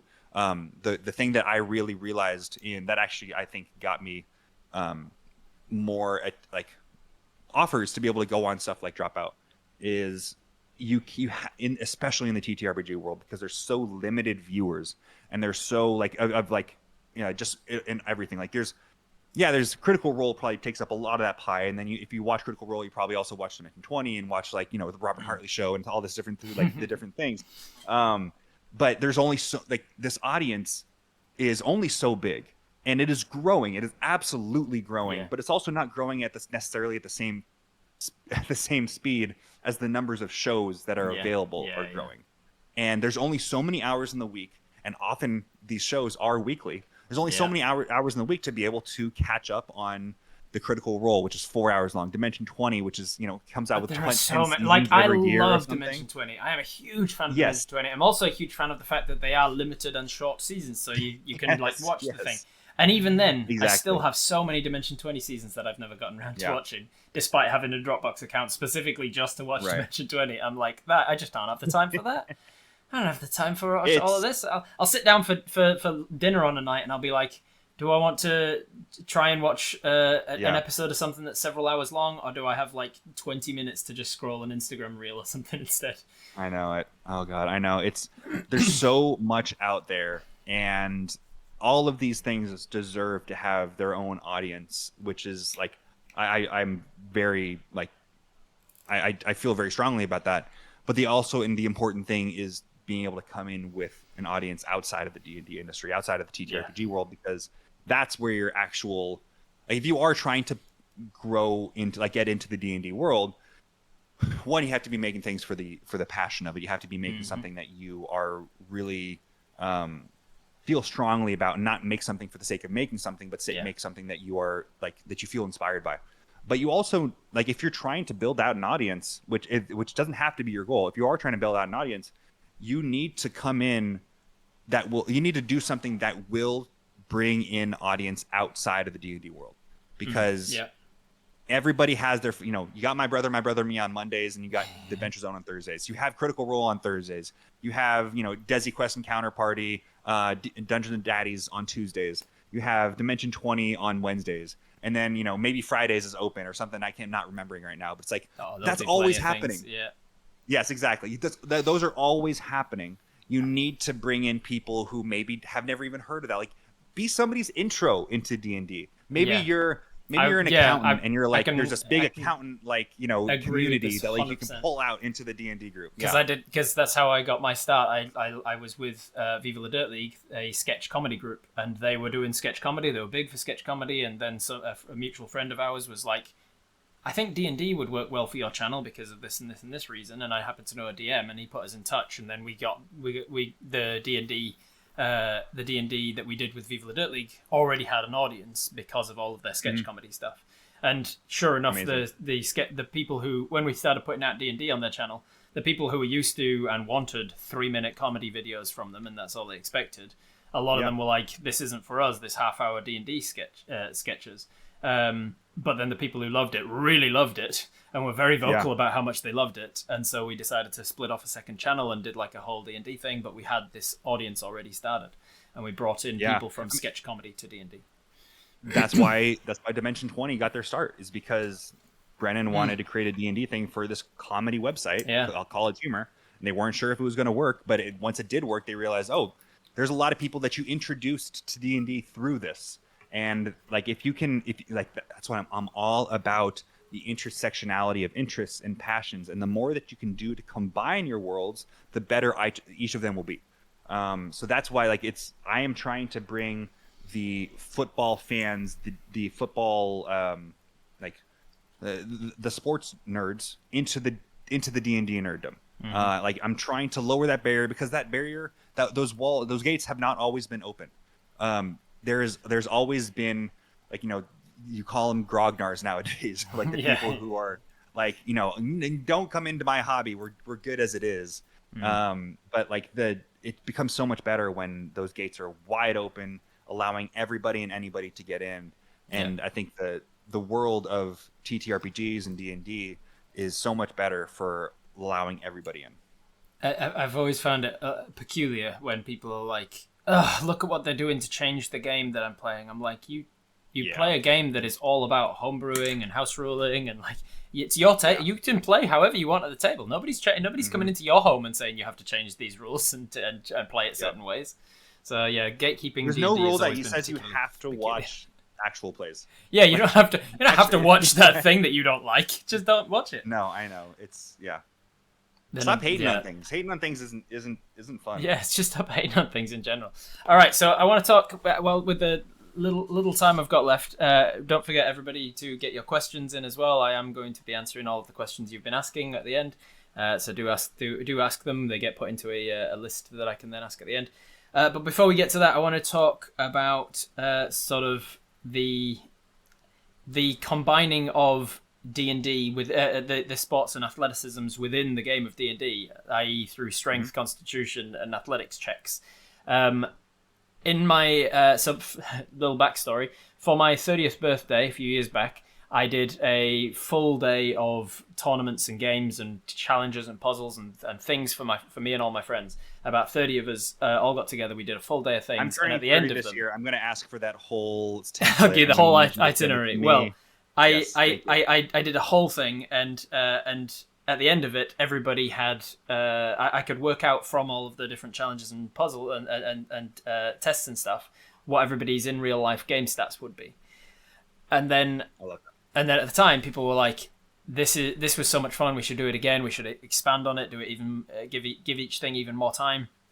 And I was like, "Yeah, I'll do it for my 35th." And then late last year, somebody pointed out, "Hey, you're turning 35 this year."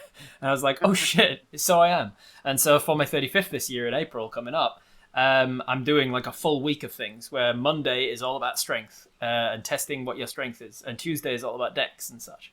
If I haven't invited you to the Discord server for it, that's an oversight, and I definitely should, because it would be great to have you involved in it.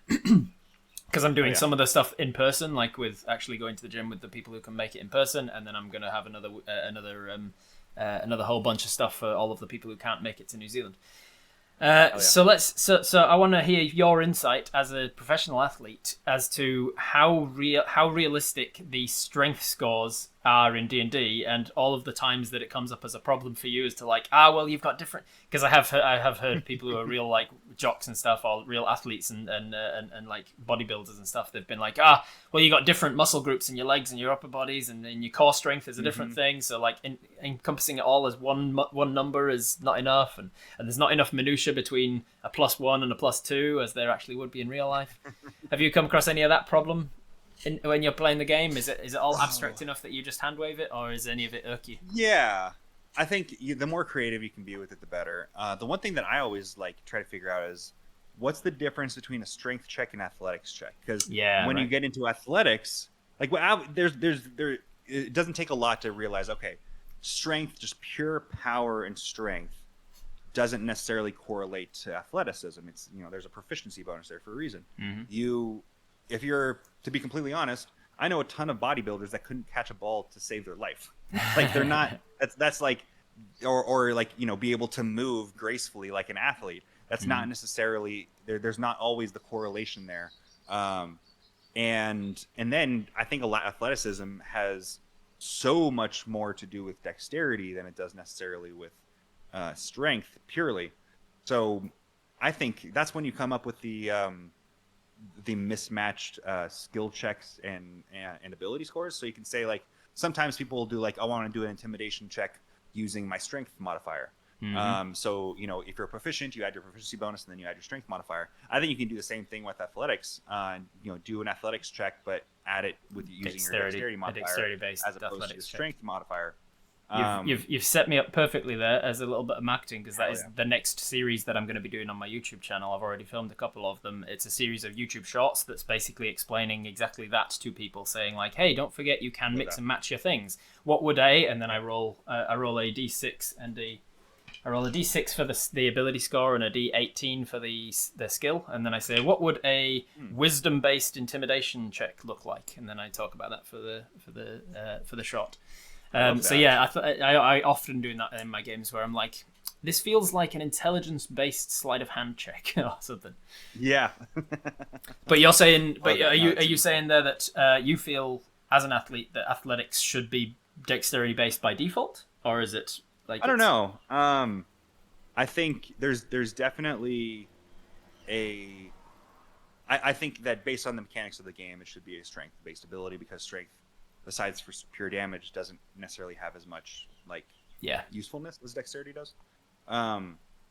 But yeah, then you try to think about like the difference between strength check and athletics check, and sometimes players are like, okay, if you tell them to do a strength check, it's like, okay, can it be athletics? It's like, no, because it has nothing to do with how athletic you are. This is just you're trying to knock down a door.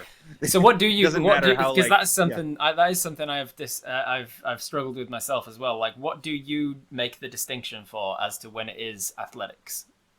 When you can add your athletics proficiency? I think there has to be some kind of movement involved with it. Some kind of like dynamicism and explosiveness.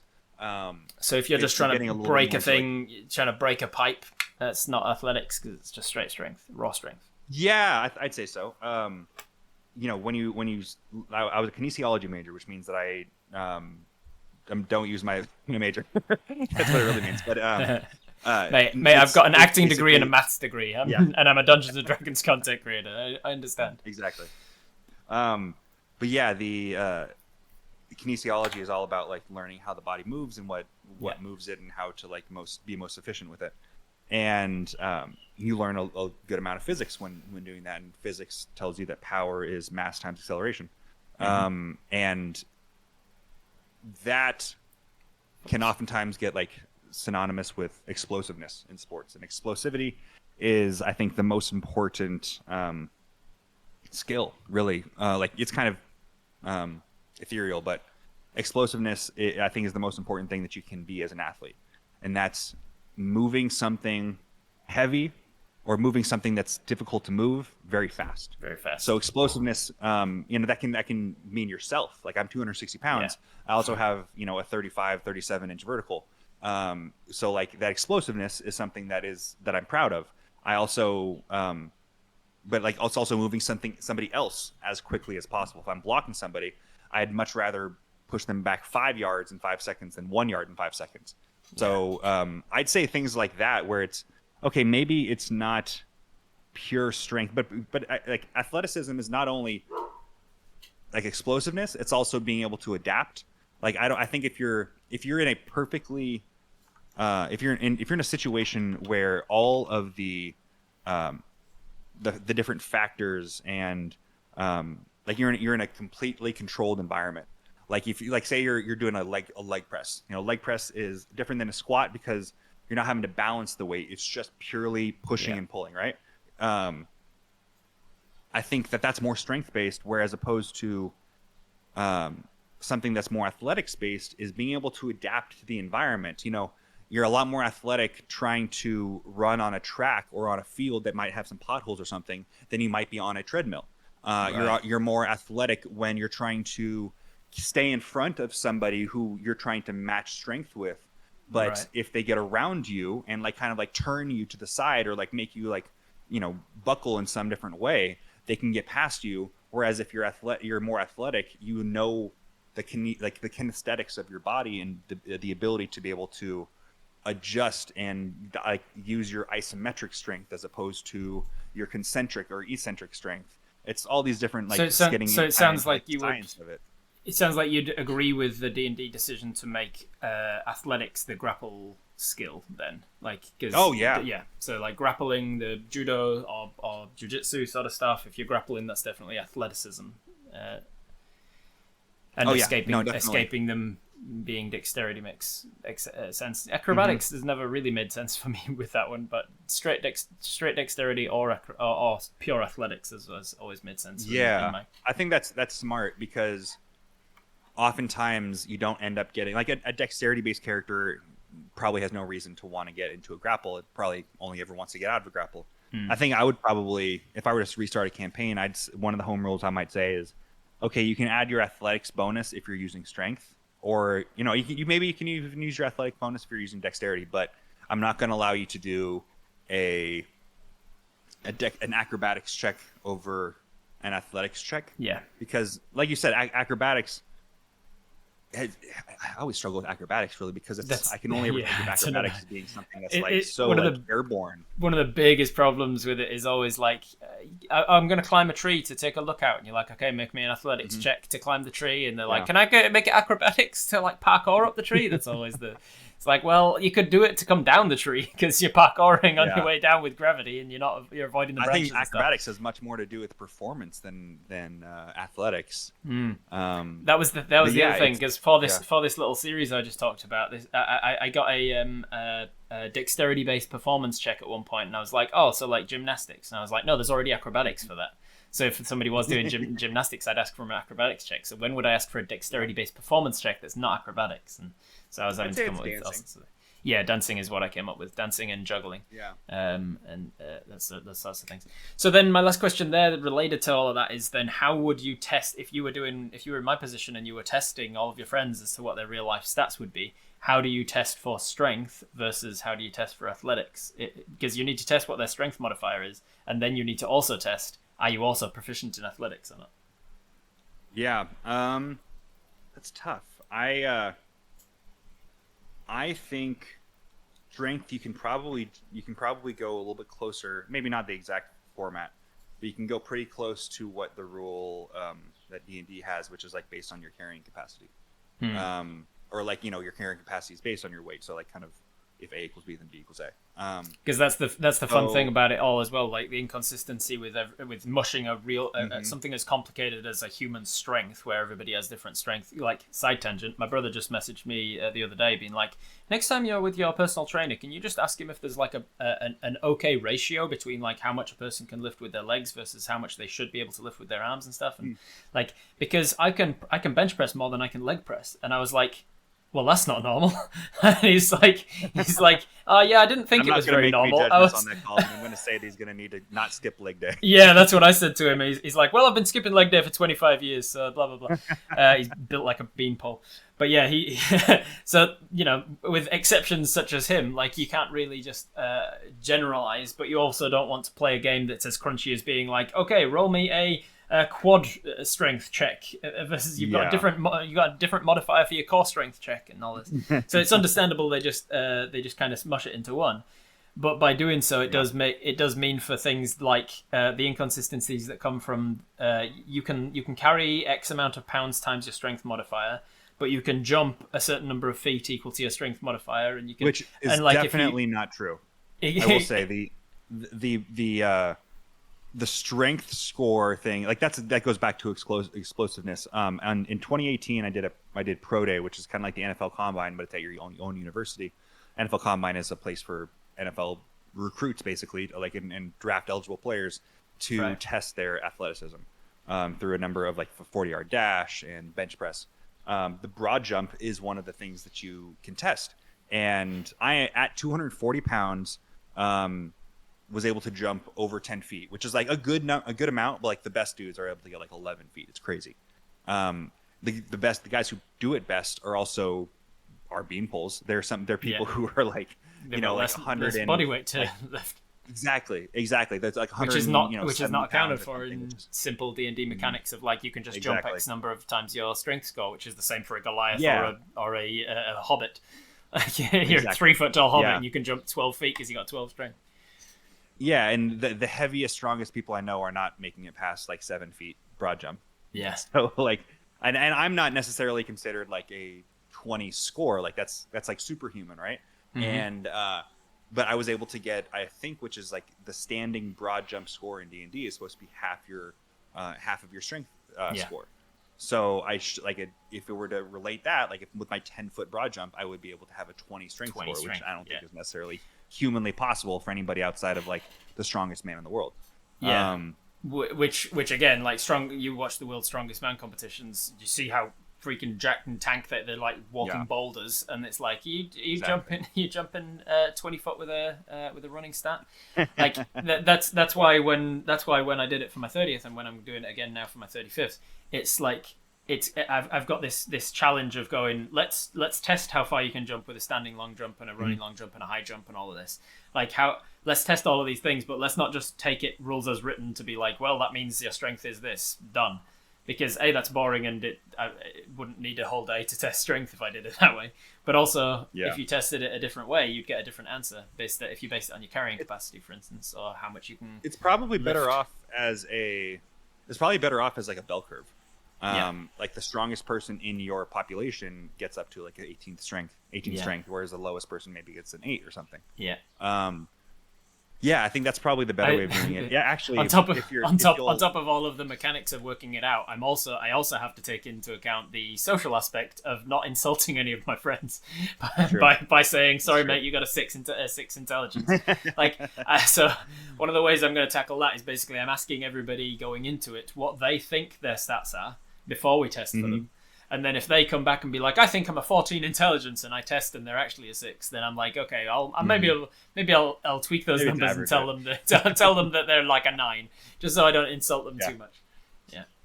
Yeah, I if you'll allow me to plug something that isn't actually my own 100%. Thing, not that it stopped me before.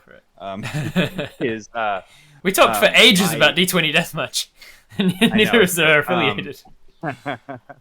So a friend of mine by the name of Sammy, she's created this company called Dungeons and Cabins, which you can actually, she's much further along than I am in any of my adventures for social media, at least, is that she is this thing called Dungeons and Cabins. If you are in the LA area, you have an opportunity to do a weekend-long camping trip at this retreat, in which you will be not only testing your own athletics scores, but now at night playing that character in the D&D game. Oh, nice. So it's such a cool thing that I'm really excited that she's allowing me to be a part of.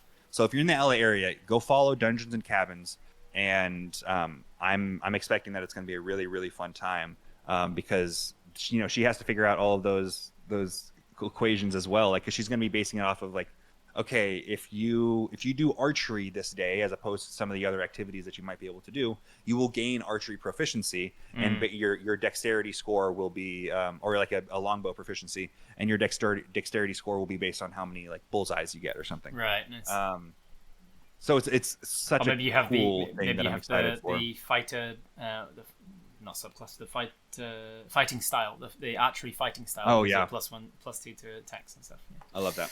All sorts of fun things, because that's the other thing. You got to account for stuff like, oh, maybe they are not very strong, but they have expertise in athletics, and that's why they were so good at doing this or that or the other. Yeah, and so that sort of stuff, working that stuff out at the end of the day was a lot of fun last time. I also asked everybody if they speak any languages to put on their character sheet, and if they had a driver's license, then they would get proficiency in land vehicles. I had like some lockpicks and padlocks to see if they had proficiency in thieves' tools. So it was a lot of fun. We did a whole thing of it, and I'm looking forward to doing it again this year with an even bigger number of people, because I wasn't a streamer this time when I was in my 30th, and now I am, and I've got all of these people all over the world who are connected to me in some way that I want to also get involved and be like, what are your stats? All right, This has been fantastic. I want to do just a quick question about like the future. Like, what is the ideal future of Johnny Stanton IV? What have you got in mind for like what you'd love to be doing in 5, 10, 20 years time? I'm really excited about the prospect of writing the different things that we're doing through Crimson Herald. We have this book that's going to be coming out this year, in which literally your audience right now is some of the first people to learn about this. It's very exciting. I'm really excited about that. I'm really excited about the different ways that we're going to be able to get into the TTRPG world, in and outside of 5th edition D&D. There's also the podcast, Athletics Check. On top of that, I forgot to mention throughout this whole talk about working out and everything, My most recent attempt at building out Athletics Check, besides the podcast, is a social media thing that I've been doing called Roll for Gains, in which I roll a d20 to see how I finish my workout. And I have not hit the dreaded one yet, which is 100 burpees, which will take only about 10, 15 minutes of your life, but will make you miserable for the rest of the day. Mate, you and I have very different ideas of how long that would take me. It's at the end of a workout as well. Like, man, the times that my PT has told me to do burpees as part of a workout after I've already done a bunch of squats or whatever else, I'm like, fucking hell. Yeah. No, and football players are used to like up downs, which you don't have to jump at the end of. It's basically the same thing. But go check out either my social media on my Instagram or TikTok, or my website actually now has the table in which I follow what I roll with my big giant inflatable D20 and finish off that workout. But there's a ton of other things I want to do. I would love to be able to translate. Did you put the D20 table together for that? Or did you ask your fans to? Yeah. Yes. I'm happy to link it in chat if you like. And the nat 20 is like you get to just rest or something, right? I think I saw that one. Yes. No, you get a treat. You get a treat. You get a treat. End your workout with a treat. And have a. I would definitely add a weight into my inflatable D20 right on the one side. Yeah, exactly. The one time that I did it, I got to go on a walk around the lake, the local lake, and have a sandwich. And it was just a lovely afternoon. But yeah, I as for what I want Stanton IV to be, or like the kind of brand Stanton IV and Crimson Herald and all these different things, it would be. Oh, let me post the link while I have permission. Hold on. Hold on. I can't do those burpees thanks to the army. Oh goodness. Great thing about low blood pressure is no burpees allowed. Maybe that's something I can tell my my PT. I've got low blood pressure. All right. I just linked it in chat. Roll for Gains table. So go do that if you like, and it doesn't have to be as hard as you make it out to be. I think what's really important is you should only ever be able to keep it to your level. I also tried to do the Roll for Gains table as approachable as possible. I didn't want it to be an absolute nightmare. I also didn't want to have to give myself an absolute nightmare by giving myself the toughest things possible to do. But yeah, one thing that I'm actually excited about going back to the workout thing is the idea of doing live actual play, like live plays like conventions or different shows. I would love to be able to be one of the things that I would love to write for Crimson Herald is a format of playing either Dungeons and Dragons or some kind of TTRPG, but doing it as an active workout. Like I would be getting guys like Jay Foster from Swole Initiative, or getting the strong men of the world, or like the athletes involved, where like let's get whether it's recorded or on a stage or whatever, like let's get a bench press up there on stage, and that every roll, instead of it being a roll, you have to do 5 benches at this, like bench press reps at this weight. Or I've got a real good friend, Zach. Do you know Zach Speaks Giant? Have you heard of that one? He's an Australian dude, another TTRPG content creator, fantastic guy, makes YouTube shorts and things, TikToks and things. Well, he has a series that's like rolling in real life, and instead of like instead of doing an athletics check, he might make you do push-ups, and instead of doing I saw it live at PAX Australia just the year gone, and at one point he made somebody do a wisdom saving throw against fright, and he asks for a wisdom saving throw, and then she goes down to pick up a dice and then remembers what she's playing, and she just looks up to him to say, how do I do that? As he's tearing across the stage going, ah! And if she flinches, she loses. She failed the wisdom save. That's so good. That's so good. It was so good. And then like he had somebody make a deception check and turn to the next person and do 2 truths and a lie. And if they manage to do it, they get the deception check. It was very clever stuff. I loved it. Check out Zach Speaks Giant. Question on the Roll for Gains table that's really jumped out at me. What the fuck is an arm farm?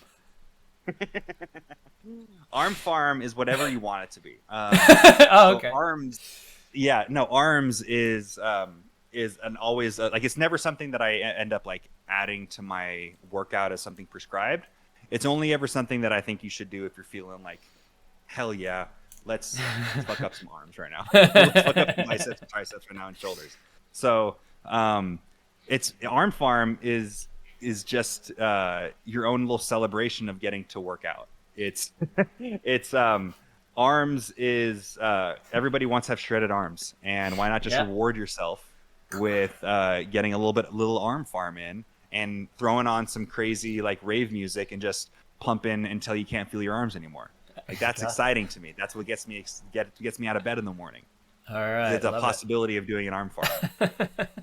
it. Man, I haven't rolled it yet. that would keep me. That would keep me in bed in the morning. No, I'm actually enjoying the workouts whenever I'm doing them now. Like it's so easy to fall out of that habit though. Like if I go away for like 2 weeks, then when I come back, I'm like, oh, PT today. Yeah. Whereas like as soon as I'm like even just 2 weeks of doing it, I'm like back into it. I'm like, oh yeah, personal training in an hour. I don't even think twice about it.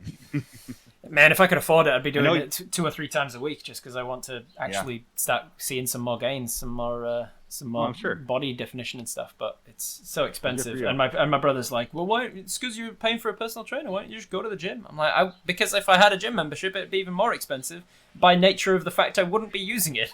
Therefore, it would have zero return on investment. No, there's definitely something to be said about the fact that like your own investment into something and scheduling something allows it to be like,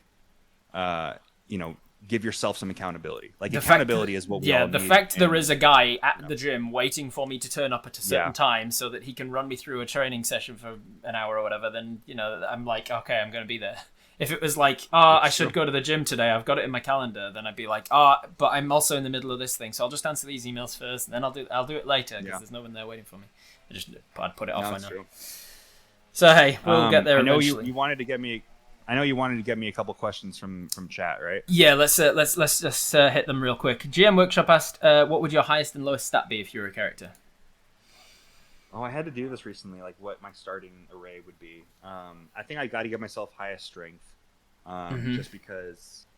I don't know. I'm a large 6'2" and tank. I guess I would give myself wisdom as my lowest score because my wife says I can never find anything when I'm looking for in the fridge or like in the pantry. and it's like right there.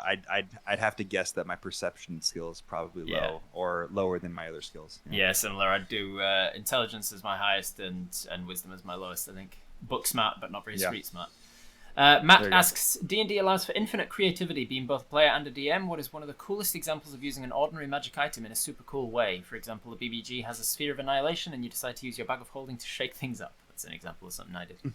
Was it an ordinary magic item in a super cool way?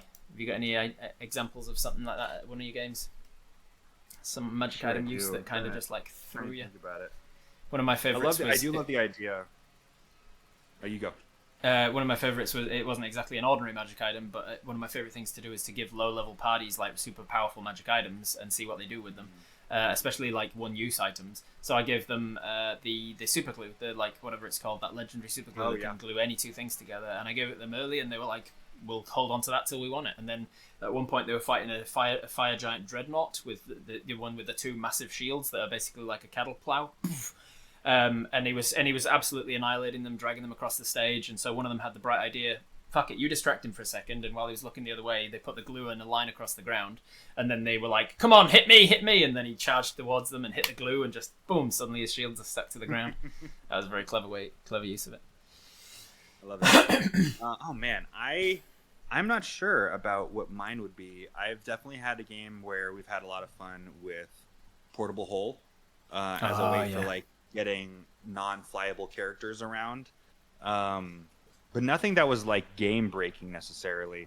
As a DM, I love creating magic items, and there was one, I forget if I created it or if it was something that was like I think I might have created it. It was when my home game, my brother-in-law has a big great axe that started off with the name of Sprig. It was like kind of this natural elven-looking great axe, and whenever it killed somebody, it would sprout up like flowers or weeds or something. And the whole point of it was for just to be like this flavorful early item. But they were so obsessed with the idea of like, what does it mean when you kill somebody and these weeds form. Like, why is this like they're so enamored by this idea? Like, there has to be something else there. I'm like, well, why not make something else there? So literally created this whole like pillar in my game of this, like, who created it and like why they don't have it anymore. And I actually made it a little bit too strong. One of my favorite abilities that I gave it was the fact that you were able to use, whenever you raged, you could store some of your hit, not store, but like expend some of your hit die into the axe as like kind of an extra smite, that if you hit one of the attacks, you can expel one of these hit dice, but you expend it. You don't have access to it if you don't use all of them. And it became so strong that I'm like, okay, I don't want to limit the ability of this character, but I do want there to be consequences for the fact that he has it. So the people who did have it before are now looking for it, now trying to steal it, and like using heat metal and hold person, and like this combination of like the first time they ever met up with them, they were like, okay, fog cloud, invisibility, hold person, heat metal, like all these different ways of trying to like get him to drop it and lose sight of it and steal it away. And he was able to hold on to it, but it's like, okay, well, these people are going to come back. Yeah, they're coming back a second time. I love a recurring villain or a recurring antagonist. I know you've got to shoot off soon, so we'll just speed run some of these lightning round. It's often thought or assumed, it's often portrayed in media that athletes are anti-nerd and their hobbies. Do you think this is or was largely true or false in your experience as a professional athlete? Largely false. I would say, there's still a some sort of taboo about like there being some kind of crossover, but the people that I would talk to D&D about were like, oh, okay, cool. Like, maybe it's not my thing, but like I'm totally down with it. Yeah. Everybody has their thing. Everybody has the thing that they're really nerdy about, they're really passionate about. A lot of times it's just video games. Like 10, 15 years ago, guys in the NFL weren't, maybe not 10 years ago, I might say 15, 20 years ago, guys in the NFL weren't playing video games. They weren't playing Madden in their off time. And nowadays, like, that's a lot of like what guys will do when they just go home. Like, they'll load up Call of Duty, or they'll load up Fortnite or whatever. And it's this D&D nerdiness in general, like this subculture is becoming so much more like public and so much more mainstream now, that the things that are nerdy now in 10 years are going to be so like mainstream. It's going to be like, like one of my favorite things is like, and I know it's supposed to be lightning round, but one of my favorite things was one of my old friends from high school, I hadn't seen in a long time, comes up and he's like, hey, so I heard that you're into like the nerdy stuff now. I'm like, yeah, and, I'm having fun with it, and I'm really into it. He's like, yeah, I'm a little bit of a nerd myself. My brother and I, we love the Marvel movies. So when I'm like, cool, but also like, that's like the most like wide-ranging audience. It's the most mainstream. The most mainstream thing you could possibly like. But but I mean, superheroes and comic books are super nerdy, and so now it's just off being nerdy. It is. It is true that we are in a age of the nerd. Fancy Unicorn asks, do you have a team supporting you? What is next in terms of growing your business? Do you have like a people behind Johnny Stanton IV, or is it just one-man band? Stanton IV is kind of the larger umbrella for the different things that I'm doing. Crimson Herald is one of those things that I'm working on with my good buddy and writing partner, Rick Eskevius. We are going through the publication process and are working with Hit Point Press, which is really exciting for us. So they're going to walk us through the Kickstarter process, because they've been very successful in the past, and they're going to probably end up publishing our book. As far as the Athletics Check podcast goes, because I don't have enough going on, I have the Effin' Funny production people, including Sandeep Parikh and Anand Shah, who work on the Desi Quest show. And they have their own group of podcasts, including ABCD, American Born Desi, American Born something Desi, I forget what it is, but it's the Omar Najam and Sandeep Parikh show. But yeah, they're the people who are helping me out with the podcast. Spates asks, what part of D&D do you most enjoy? Do you like DMing, playing, world building? I love the DMing. I love the messing with my family members' emotions in terms of like obviously like granting like wish like these like this wish fulfillment type of idea of you've fallen in love with this character and like what's the best thing possible that can happen to them. But even more than like answering that, I also love answering the question of like what's the worst possible thing that can happen to them, and Yeah. maybe not necessarily the worst possible thing that can happen to them, but what's the hardest thing they could possibly hear. Like Yeah. think about that as like a world building and like a character building um, decision of like what's the thing that would absolutely break your character if they learned. I love Hmm. the quote that Abria has said a few times on the Worlds Beyond Number campfire or like yeah, the after show, where she says, "What is the lie that your character believes, and what is the lie that your world Yes. believes?"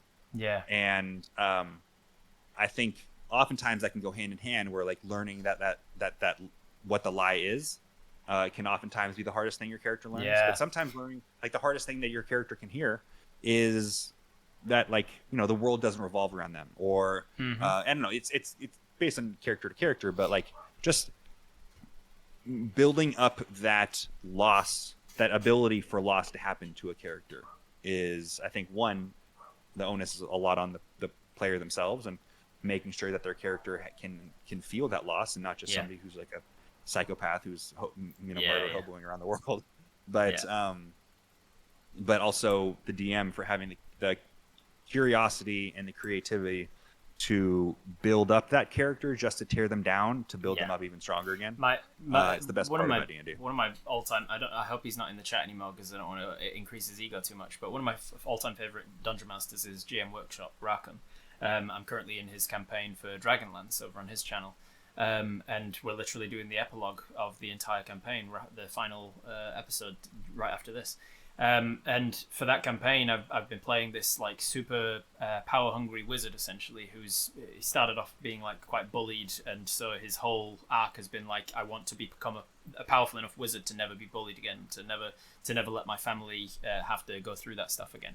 And at one point during Mm-hmm. this campaign, we sort of encountered this I think it was a temple to one of the gods, and as we stepped into the light he had us roll like saves and things, and then if we failed he was like, what is one lie that you, I think it was like a god level zone of truth essentially. So he had us basically roll a deception check and an insight check against ourselves, like whichever one was higher, and if the insight check beat the deception check he was like, what is a lie you've been telling yourself that you now realize as not true about your own character, kind of thing. Cool. And my character, and it was fantastic because it really does force you to think about who your character is and what a lie they've been telling themselves was. And for me it was like, I'm not destined for greatness, I'm just some guy. And it Yeah. was like, oh shit, and then you had to deal with that. And then like that whole thing about character loss, like in the epilogue today there's something huge happened to my character right at the very end of the finale fight, the fight with the big bad evil guy. Something happened that Rackham was like, all right, next week we're just going to do a 1 year time skip and we're going to see what happened to the characters after the after the campaign.